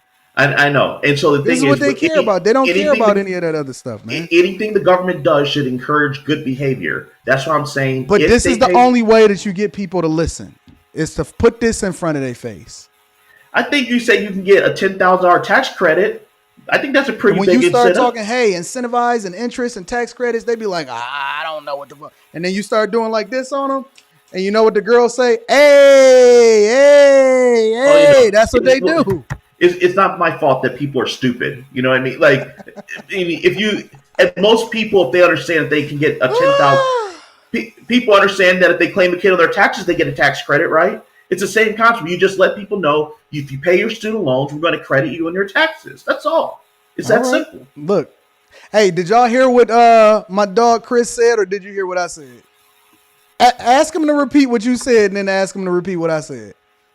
Hey, hey, hey, hey. They this resonate with black people. Hey, hey. That's what hit. Ask him to repeat what you said about the tax credits.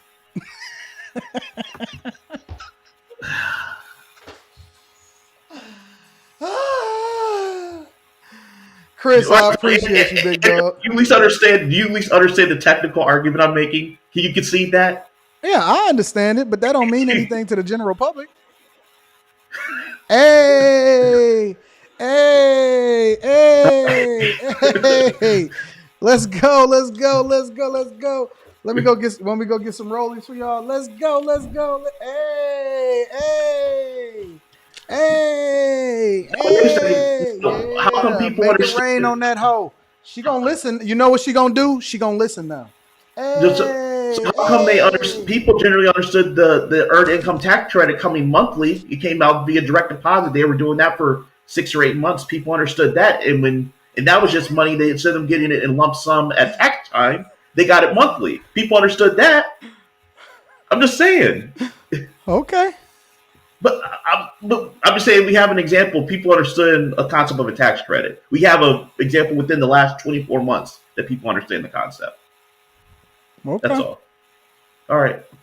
Hey, y'all give me a summary of what Chris said after he get done, all right? All right, cool. All right, Chris, I rock with you, bro. Thank you, All my right, friend. see you.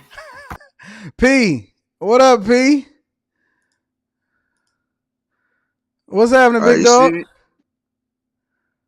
Hey, sorry, I'm looking kind of dusty, but it's like 1 a.m. Shit, it's Where almost you 2 in the at? morning You where in I'm at China? right now. Japan, bruh. Sheesh. Shout out to I the gotta peep Japanese these. people out there.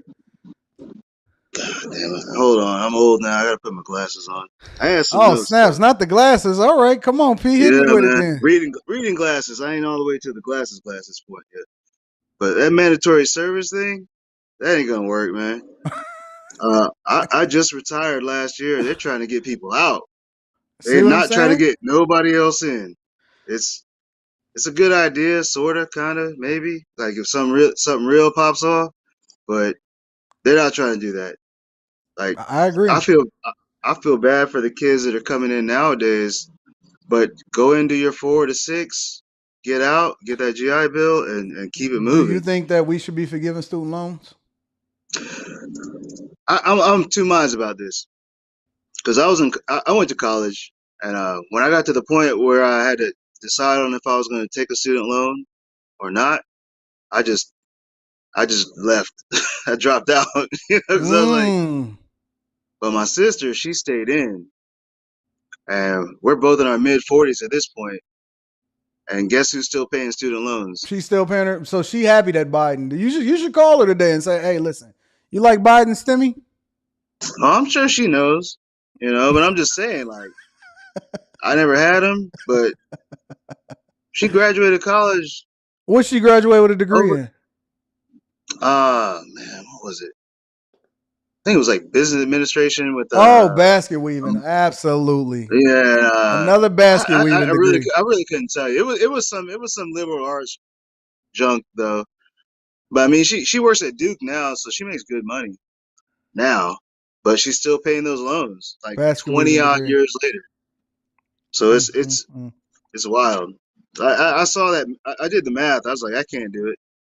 Like, like I'm barely making it with 3 jobs right now. Like, why am I going to take out loans to still get bad grades? I agree. And you got too many, and So it's a lot of people that's in college that's holding on to being in college just for the sake that they want to be there on campus having a yeah, good time. And So they I looking at left. his free money. They're gonna go get some Tims. They're gonna get some Jordan 11s. They're gonna get some Lindsay Hagas. And then they're Well, gonna have them a hot girl summer, and they're gonna cash up them a couple chicks, and it's gonna get it popping. yeah, I dropped out, and I was down to like my last $50, and I joined the Navy, and Shout out to you. just Thank you, did my that. friend. I appreciate it. It took me, those little kiosks they set up Uh-huh. in the quad where they're giving you away credit cards and whatnot. Uh-huh. A little $500 Discover card, Mastercard, You go down the mall, you get yourself some clothes and whatnot. When you're like 18, 19. You had a good time and you It's not partied. real money. It's just a card. You just partied. I'll And the tell you next what. thing you know, you was It in took me.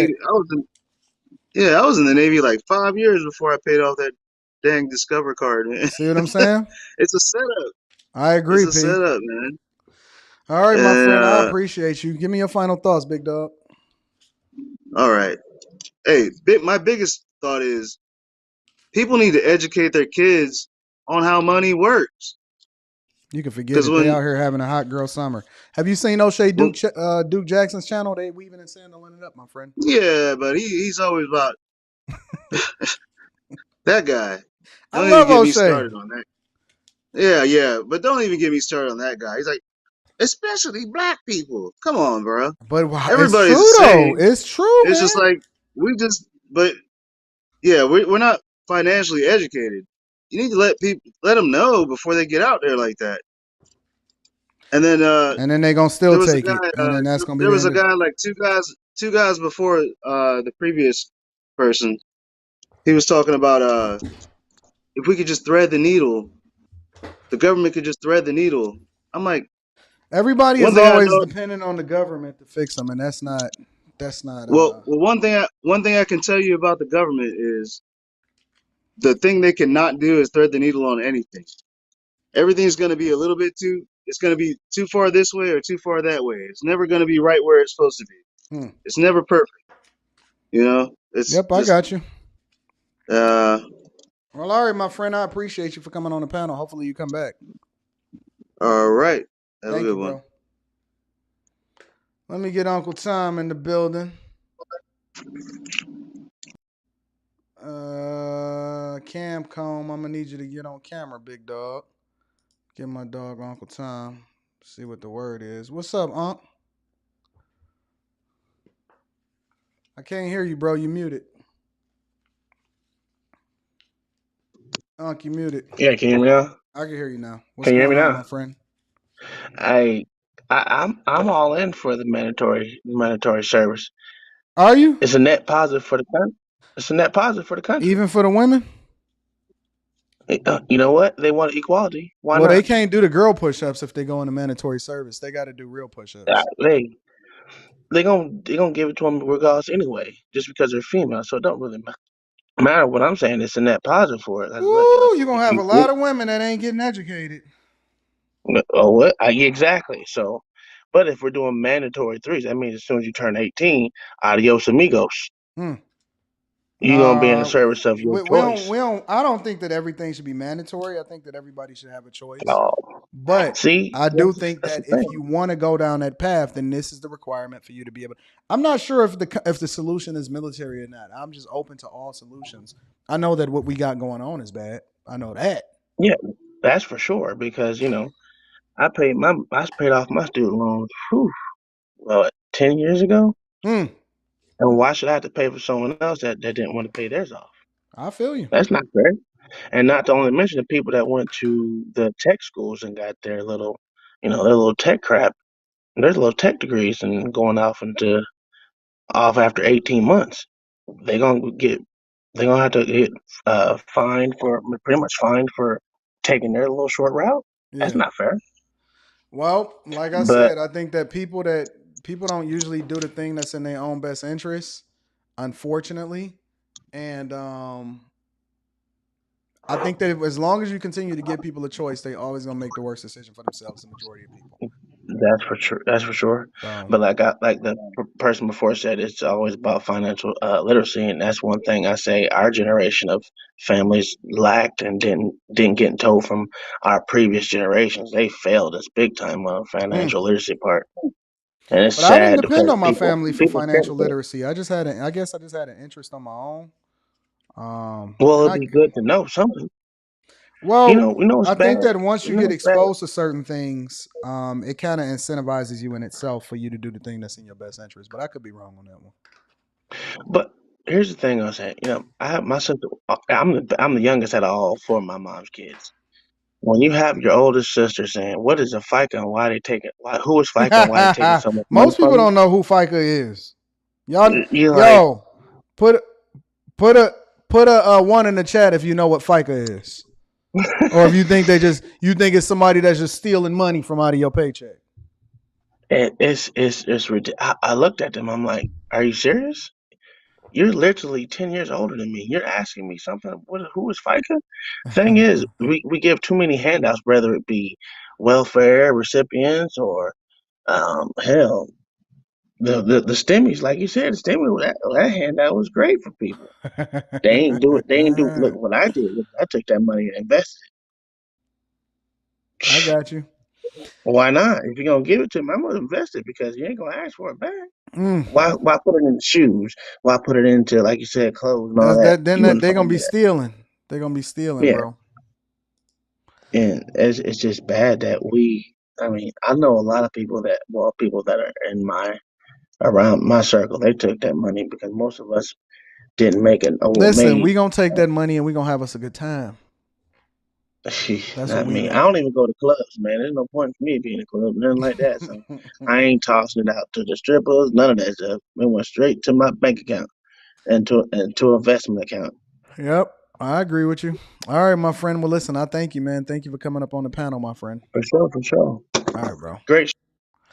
Let's go to Gary. Gary in the building. What up, Gary? Gary, you there? Can you hear me? In the building. What up, Gary? Howdy, Anton. Pleasure. Where you from, Gary? Oh, can you hear me? Yeah, turn down your YouTube. I'm from Texas. You from Texas?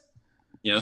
Gary, I'm not even gonna lie to you. I thought that I was about to get hypnotized. I thought that I was in the movie Get Out.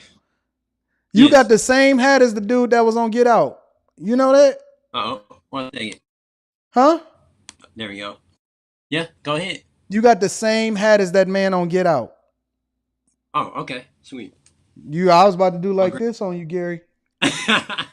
No, Don't you try to hypnotize me. If you pull out some tea, I'm taking you off this live stream, Gary. What's going on? Oh, nothing much. I've been watching you for a little while now. So I respect a lot of things that you're saying, and I know that I'm more in the younger crowd. So I wanted How old to are get you? at 24. Okay. So I wanted to get at pretty much what you were saying on, how 18-year-olds or people get into college or like get student loans, and how you did community. I did college itself, like the whole university, whole nine, and to get to the get to the point of it is that through the time span I was there, of course I got my refunds every semester, every other semester. How to get that, and I did the calculations earlier Did this so year. you got student loans? Oh yeah. What did you go into? What was your degree? Went in for fashion design, and then graduated. Gary. Hey, went in for fashion design. And Gary, that's why you wearing that hat. Hey, style and profile, sir. Style and profile. Gary, why did you go to get? Wait, Gary, you took out student loans for a basket weaving degree? If you want to say it like that. Yeah. Oh, don't you look at the upper left hand corner on me, Gary. But real talk, I calculated all the get back refund wise, and my main Gary, be honest. You was chasing a girl. Was I chasing the girl? Nah. You was no, Gary. You seen some fine women going down that fashion design path, and you said, "I think I can make it over there." Well, due to personal reasons with my family, that route of chasing the girl first wasn't really in my repertoire. But key point I wanted to get on you is that over the span of my Are you working in fashion design first, Gary? Am I working in fashion? Huh? Are you working in fashion, Gary? Oh no, I'm not, sir. I'm right now building myself. What does that mean? Well, I'm 24. And what does building myself mean? What does that mean? Well, to kind of put it in perspective, like, yeah, I So you work what understand you that work? You work at CVS? What groceries retail? You doing me. retail? Yeah. Well, no, I went Yeah, to you like. work in retail. Well, I did retail. I did I know, retail. I know. All of the basket weaving degrees that do fashion design work in retail. Yeah, but I did Okay. that, and then pretty much is that out of all the money that I did get back from college, if I would have managed, and that's the key point I wanted to get it to you is if I would have managed my luxury time, I would only have to pay probably like 5,000 if I So how kept much is all your my student loan debt, Gary? um. If I'm looking at it now, when I did the calculations, no more than 15. No more than 30. Under 30. So you 30. got you said your student loans right now is under $30,000, Yeah. and then so what are you doing for work right now at 24? Me, currently I work a full time with a painting company, so I help marketing and So what distribution. happened to fashion design? Just wait, just wait, just wait. Jeez, hold on now. What Just am I wait. So waiting I did on? that. What am I waiting on? I do the paint, and then I also do helping like got my own 1099, helping with financial services. So I'm running that field as well, learning that field as well. But what does this got to do with fashion design? Oh, completely nothing. That's just something I was passionate about. Oh That's my fuck, Gary. Did you get yes, your sir. degree? Oh yeah, make sure I get that. Why I you got ain't my going to degree fashion design? I got it in integrated studies, and the degree I got, I can go anywhere I want. You said just wait. What am I waiting on? So, You said oh, just just wait. wait. Oh, just wait. I need to get back because I ain't saying that I'm a perfect person. I messed up quite a No, bit of no, no, no, times. no, no. I ain't trying to hold you accountable for your student loans. I'm saying, why did you go into fashion design? Why were you interested? Listen, of all of it, when you was going through when you was talking to your counselor, he was like, yeah, I can go into software engineering. I could be in cybersecurity. I can go into business. I can be a doctor. I can take this path to do all of these different things. And he was like, fashion designer. What made you do that? Um, Mainly, I reason why I did it is because at the time I used to do a lot of like I skate activities, parkour, all that extreme sports, and I wanted to make clothing for that brand and that market because at that time it was like what I'm 24 now, so within that time of 2008, stuff was popularizing, and I was like, oh, I want to get in that market because I don't see a lot of people popularizing that So market why do with you that. need a fashion degree to get into that market? Hey, this is me before me getting into this whole thing called grown adult life and getting tossed in front of me. So at that point in time, it wasn't. At that point in time, it was just experience. Me getting the experience. So what's the path now? Now is my path that I want to be. I don't want to say financially free, but I want to be able to pay a significant amount of bills under their guidance of leaders I trust within my 1099 and my financial services, and then also Well, me doing getting my 1099 just mean that you're a contractor. yeah. Yeah. So, but the thing with that, Are what you the thing taking with out your this, taxes to make sure that you cover the amount of money that you're gonna have to pay when you get I'm learning. 1099? Yeah, yeah. All right. I'm learning that slowly but surely. So the main goal is just me rebuilding myself because had tragedies early in the Well, last year. So I'm I, sorry about the tragedies. I'm not gonna ask you about them because I don't want you to divulge all of your business. But I guess my real question and my real final question becomes: yeah. what happens in the next 5 to 10 years? What are you actually gonna be doing for a living? Because you need a Uh, you need a foundation, bro. Next 10 to 5 years, 5 to 10 I years. yeah 5 to 10 years. I want to if full time doesn't work with my current company, or the benefits or however it is doesn't pan out or treatment isn't panned out, I go straight into my contracting, and then from my contracting, I truly believe in me putting in my hard work and me putting out my message and meeting people as well, and looking at channels like yourself to, better my learning curve, because I believe from where I'm from, I don't want to be. I want to be a new statistic. Gary, I want you to have a more definitive plan, my friend. You Yeah. 24. And the beautiful thing about 24 is that you're young enough to recover, but you're going to have to start now as far as making a decision to do the thing that's in your own best interest, bro. And what I mean by that is that you need to get a career. The beautiful Yeah. thing about a career is that it doesn't remove you from your entrepreneurial spirit. You can do both, especially if you're single, especially if you ain't got no kids. You ain't got nothing but time. You got 24 hours a day, 7 days a week to be able to grind and get it. And I'm telling you, if you stay down and you stay focused over the next 7, 8 years, you will be able to live the rest of your life however you want to. But it comes from being disciplined right now. So if I were to give you some advice, and I know this is somewhat unsolicited, but I'm gonna give you the advice anyway, because this is what I would tell somebody that I rock with that was in my own household, is I would want you to get into a career that you can actually use as both a backup plan and a foundation so that you can leapfrog off of it and you can fund the things that you really want to do, such as fashion, parkour, whatever you want to do.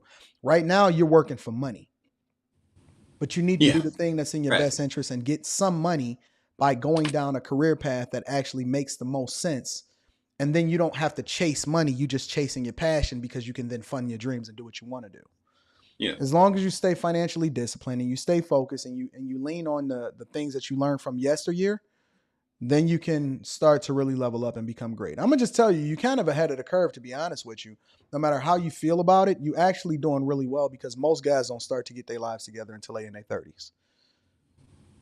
And well, with that being the case, and not to keep you on too long, would you say from that transition of high school to, because I got a good friend of mine who ain't, didn't do the college route, and he decided to just work hard. And from my personal, like, looking, like, outside looking into him, I respect him a lot because he rocked with me a lot, Mm-hmm. you know, and you know, he got his viewpoints, but from his point of, like, his point of saying he has his place again. I, in college, I had my place, I had that, but COVID, all the other stuff put me down. And I would guess what I'm saying is, from that high school to say that age 30, would you say college is necessary? Not in the sense of, okay, Well, not I got your question. yeah. Basically, you saying is college necessary in order to be successful? From in my opinion, or should you like? Because I'm guessing your friend probably got a trade or something like that, right? He does his thing and get his, like, money. Okay, He works so at. I'll tell you this: college is success is necessary depending on A, what you want to go into, and B, how high you want to go. So I'll tell you, I'll give you the example that I give other people, right? So for example, you can use software engineering, right? A lot of Yeah. people just want to get in the door and get into software engineering, right? So they'll take a boot camp, they'll be self-taught or whatever, so on and so forth. I realized that I could have gotten the door, but my ceiling was going to be here because I wanted to become an executive. I wanted to go up in the ranks. I didn't just want to get a job. So it depends on what you want out of the situation, right? Do you see a ceiling as being here, or do you see a ceiling as being here? And then you also got to take into consideration what you want to go into. Yeah. Obviously, if you want to become some kind of doctor or you want to become an engineer, you're going to have to go to college. If you just want to try to make money or you just want to be able to get a job, you can go into a trade, you can get into something a little bit quicker and so on and so forth. But see, what I've always believed is that between the ages of like 20 and 36, maybe even 37, you need to be a lifetime student, meaning that you could work a job and you can be making money, but you also need to be still working towards whatever that career is, right? Because your Yeah. peak earning years aren't even until you in your 50s and 60s. So, but you got to set the foundation now, depending on what you want to do. And so if Okay. you want to make a lot of money, you're going to have to lean into the thing that's best for you. And that's probably going to come in the form of a career. Because I'll even give you an example. It's a lot of guys that's electricians and plumbers and they do it legally and they make a lot of money. And that's cool, right? But I've been coaching a lot of those guys and they saying, listen, Anton, my fucking back hurt. And I'm 32. And I'm tired of crawling in these small crawl spaces. And I want to be able to transition into something that's a little bit more chill or whatever. right? And so you got to ask yourself, the first thing that you got to do is you got to ask yourself, what do you want out of life? You need to paint the picture, right? And then you need to identify what the end goal is. This is what I want to drive. This is what I want my life to be like. This is how much money I want to be generating. This is what I want my wife to be like. This is how many kids I want. This is how many places I want. And the beauty in doing that is that you can then reverse engineer how to get there, and you can create milestones for yourself along the way. But if you don't have no vision for your life, then you're never going to get anywhere. And you got to think about it in a sense of when you were in high school, right? In order to graduate and get that diploma, they created milestones for you. And they said you're going to be a freshman, a sophomore, junior, and senior. And that way you focused on getting to the next grade instead of just focusing on a big pie in the sky.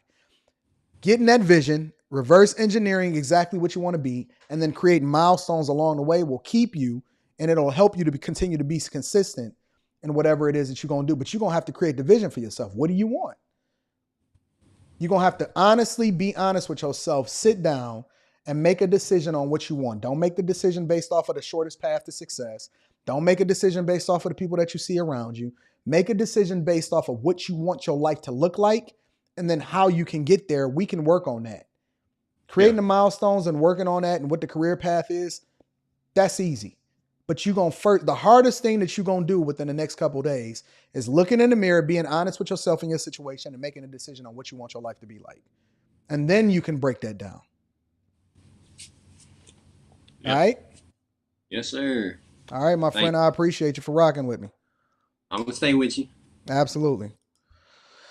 All right, listen. Anton went overtime today. I like the fact that I get to have an opportunity to kick it with y'all. Again, shout out to the sponsor of the live stream, Teach Hanley.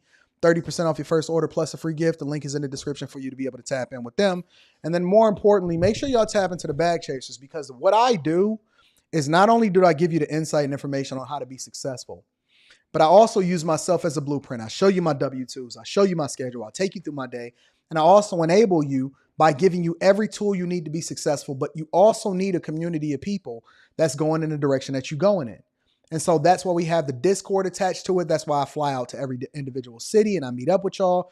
That's why I'm focused on making sure that I pour into you every single day to ensure and to incentivize you to do the thing that's in your own best interest, so that you don't have to depend on the titty of Joe Biden and Kamala Harris in order to make sure that they forgive your student loan. And it's not going to move the needle anyway, because you're still going to be fucked up afterwards, because you ain't got the mentality of what it takes to be successful along with the tools to get you there. All right. Shout out to my Bag Chasers. Link is in the description as well as pinned to the top of the chat. Make sure that you tap in with me. If you need to get a personal call from me, email me at antondaniels413@gmail.com, and I'm going to put you on the schedule. I'm going to get you a Zoom call, right? I'm going to get you a personal phone call, whichever one you need. You let me know. But I'm going to ensure that you get everything you need in order to be successful. But the one thing that we're not going to do is we're not going to depend on no fucking government entity. We're not going to depend on nobody to give us a handout. If they give it to you, cool, take it, take advantage of it. But we're not depending on anybody that's promising us in any kind of election on what they're going to do for us in order for us to be able to be successful. That's dead. That ain't bag chasing. That's being on somebody's titty. All right? Listen, I love y'all. I appreciate y'all. Thank y'all for continuing to rock with me. We got Q&A tonight. It's going to be popping. Make sure y'all subscribe to this channel, the Anton Daniels channel, Fight Club. I love y'all. I appreciate y'all. Let me get into some of these super chats, because I did not forget about y'all. I did not forget about my super chats. Thank you, ladies and gentlemen. Shout out to Daler Bay. Baba, he says, Trump tax reform. MS Delta guy says, student loans are crushing. Get married and build wealth. Pay your way. The money for forgiveness will come from the middle class. Not with my money. Shout out to you. Shout out to Chris. He says, great and back and forth. Real, he says, with a $10, he says, is the best road to a degree plus no PMI, which is a private mortgage insurance for those of y'all that's not familiar. On a home loan, disability benefits, vet benefits, no property tax, etc. It's a risk, but the rewards are worth it. He's talking about enlisting. Shout out to you, Real. I appreciate you. Daler says Gavin Newsom that was recalled in California. They don't know no better. They don't know no better. Shout out to MS Delta guy says, my sister paid off her student loans by working hard and being responsible with a degree in science. Shout out to your sis. Tell her I said, what up, though? straight from Detroit. Patrick 5 says high school kids all have phones. They can look up what pays and what doesn't if they really wanted to. Facts. I agree with you. Bill Davis says y'all need a show together. Talking about me and the first guy, I'm assuming. The Uncle Tom, my dog, says every child, once they turn 18, join the military, boom, for 3 years, and their college would be paid for. Boom, easy solution. Yeah, they're not going to join the military, though. We all know that ain't going to happen. Shout out to Jeffrey Woodland. Jeffrey Woodland says, chess game tactics for money. That's what we do over here at the Bag Chasers University. Jalil Stevens says U.S. military expenditures are roughly the size of the next 7 largest military budgets around the world combined. I guess he's making a case for lowering the military budget and putting more into giving people government handouts. Eating elephants, my dog, says college degree was never a requirement to be successful. You can buy a bag of crap and return it because it stinks. Shout out to you. MS Delta guy says people just pay your bills. Jay White, my dog, says educated doesn't translate into work ethic. You got to have that work ethic. Cornell McNeil, thank you, my friend. You says E is all over the place. 1 minute they should get credit cards, and then credit cards is an issue. Shaking my head. Make it make sense, Freaky Jason. Make it make sense, Freaky Jason. Shout out to you. I appreciate you, Cornell. Thank you, my friend. Spaces, my dog with the 20 ball, says you can't sign an agreement saying you're going to pay me back for focusing my services and facilities, then turn around and say, nah, I don't want to pay you back. I'll buy Gucci and get a BBL instead. What about my $120,000? Facts. They got to pay the teachers. They got to pay the facilities. They got to make upgrades. They got to ensure that you get all of the counseling and everything that you want, and you're not taking advantage of it. But we're going to run in the Victim Olympics. Joshua Jackson says, Fed rate hike 0.75 basis points means crash in only a matter of when. Inflation is coming. Bitcoin Brown says, Anton, fooling today, but you speaking the truth, though. You know I'm going to do what I do. Joshua Jackson says, yeah, market coming down now. Shout out to Anton. Somebody going to pay for this. Reginald Green, my dog, says, you have my vote. I got rid of half of my debt during the pandemic. Then them little stimmies went to debt. Paid that junk off. Shout out to you. Osmosis Reacts says, that's not Gary. That's Cleveland from Family Guy. Y'all a mess. Seymour, Buddy in the road sitting on his high horse. Yes, I am. And it rides beautifully. Actually, I'm sitting in a Porsche in my S-Class Benz, my guy. MS Delta says, only 10K forgiveness for a certain income. Thank God I had a scholarship. You did it the right way. Shout out to you. You also says, kids get degrees you can make good money with. Stop getting useless degrees. STEM is always good. I agree. Osmosis Reacts says, Anton, you sound like a boomer now. LOL, I signed up for college after high school because they told me it was what I was supposed to do and pick a lane. Well, you should have came to your conclusions and said, no, that's not for me. Because if you want to be grown and y'all going to be grown on the things that you want to be grown on, don't pick and choose the things that you want to be grown on and change up on me now, big dog. Shout out to Big Shot Ammo. Says PPP shot inflation up. Same will happen with this if there's no mitigating factor. Can't cut defense spending with everything we got going on. We got wars all over the place and everything. Trail Fast says, I got a master's in policy for Georgetown University and don't even use it for my current job as a cloud integration engineer, not even in the same field. Shout out to you also for becoming a cloud integration engineer, my friend. Melvin Johnson says, vote Anton Daniels, hashtag Bag Chasers. Get your Bag Chasers coffee downtown Detroit. Opening up soon. We all know that. MS Delta guy says, chat money spent on military, super chat, money spent on the military goes back to the U.S. companies and the economy. They don't get it because they don't understand how money works. Daylor says Trump reduced the number of B-1 visa work permit visa that reduced influx of foreign skilled workers, which reduced unemployment rate for black people. You can't even find enough black people to qualify for the jobs, big dog. Marcus Lightfoot said, by this dude's logic, the government should pay off everybody's mortgages if he feels that way. The guy on the phone. We not doing that. We not running in the Victim Olympics. My dog Brock says FICA is the devil.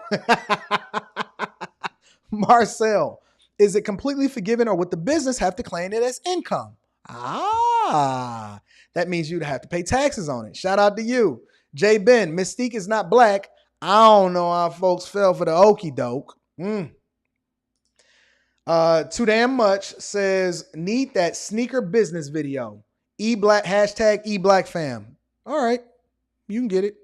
You can get it in the Patreon specifically. Shout out to my bag chasers. Osmosis Reacts has spent all of the funds on eligible expenses 8 weeks after you receive the loan. Eligible expenses include spending 60% of the loan on payroll and 40% on operating costs. Rehire all laid off staff.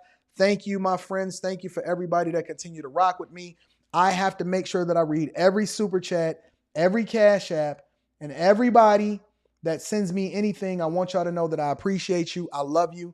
Thank you for continuing to rock with me and rocking out with the Millionaire Morning Show. Make sure you subscribe. Hit a like for the YouTube algorithm because I work hard to make sure that you guys get the information you need in order to be successful. All right? I need you guys to do me one more favor before we get up out of here. Make sure you share this with your family and friends. We don't want to be rich by ourselves. We want to continue to get to that bag. We want to continue to make sure that we become the best versions of ourselves. Make sure you tap into the Patreon. Also, on top of that, if you need to get in touch with me, Anton Daniels 413@gmail.com, and we're going to make sure that you're taken care of. Cam Comb, I got you, big dog. We absolutely going to highlight the Cam Comb coming up. I love y'all. I appreciate y'all. Thank you. Thank you. Thank you. Until tonight on Q&A, I'm going to holler at y'all later.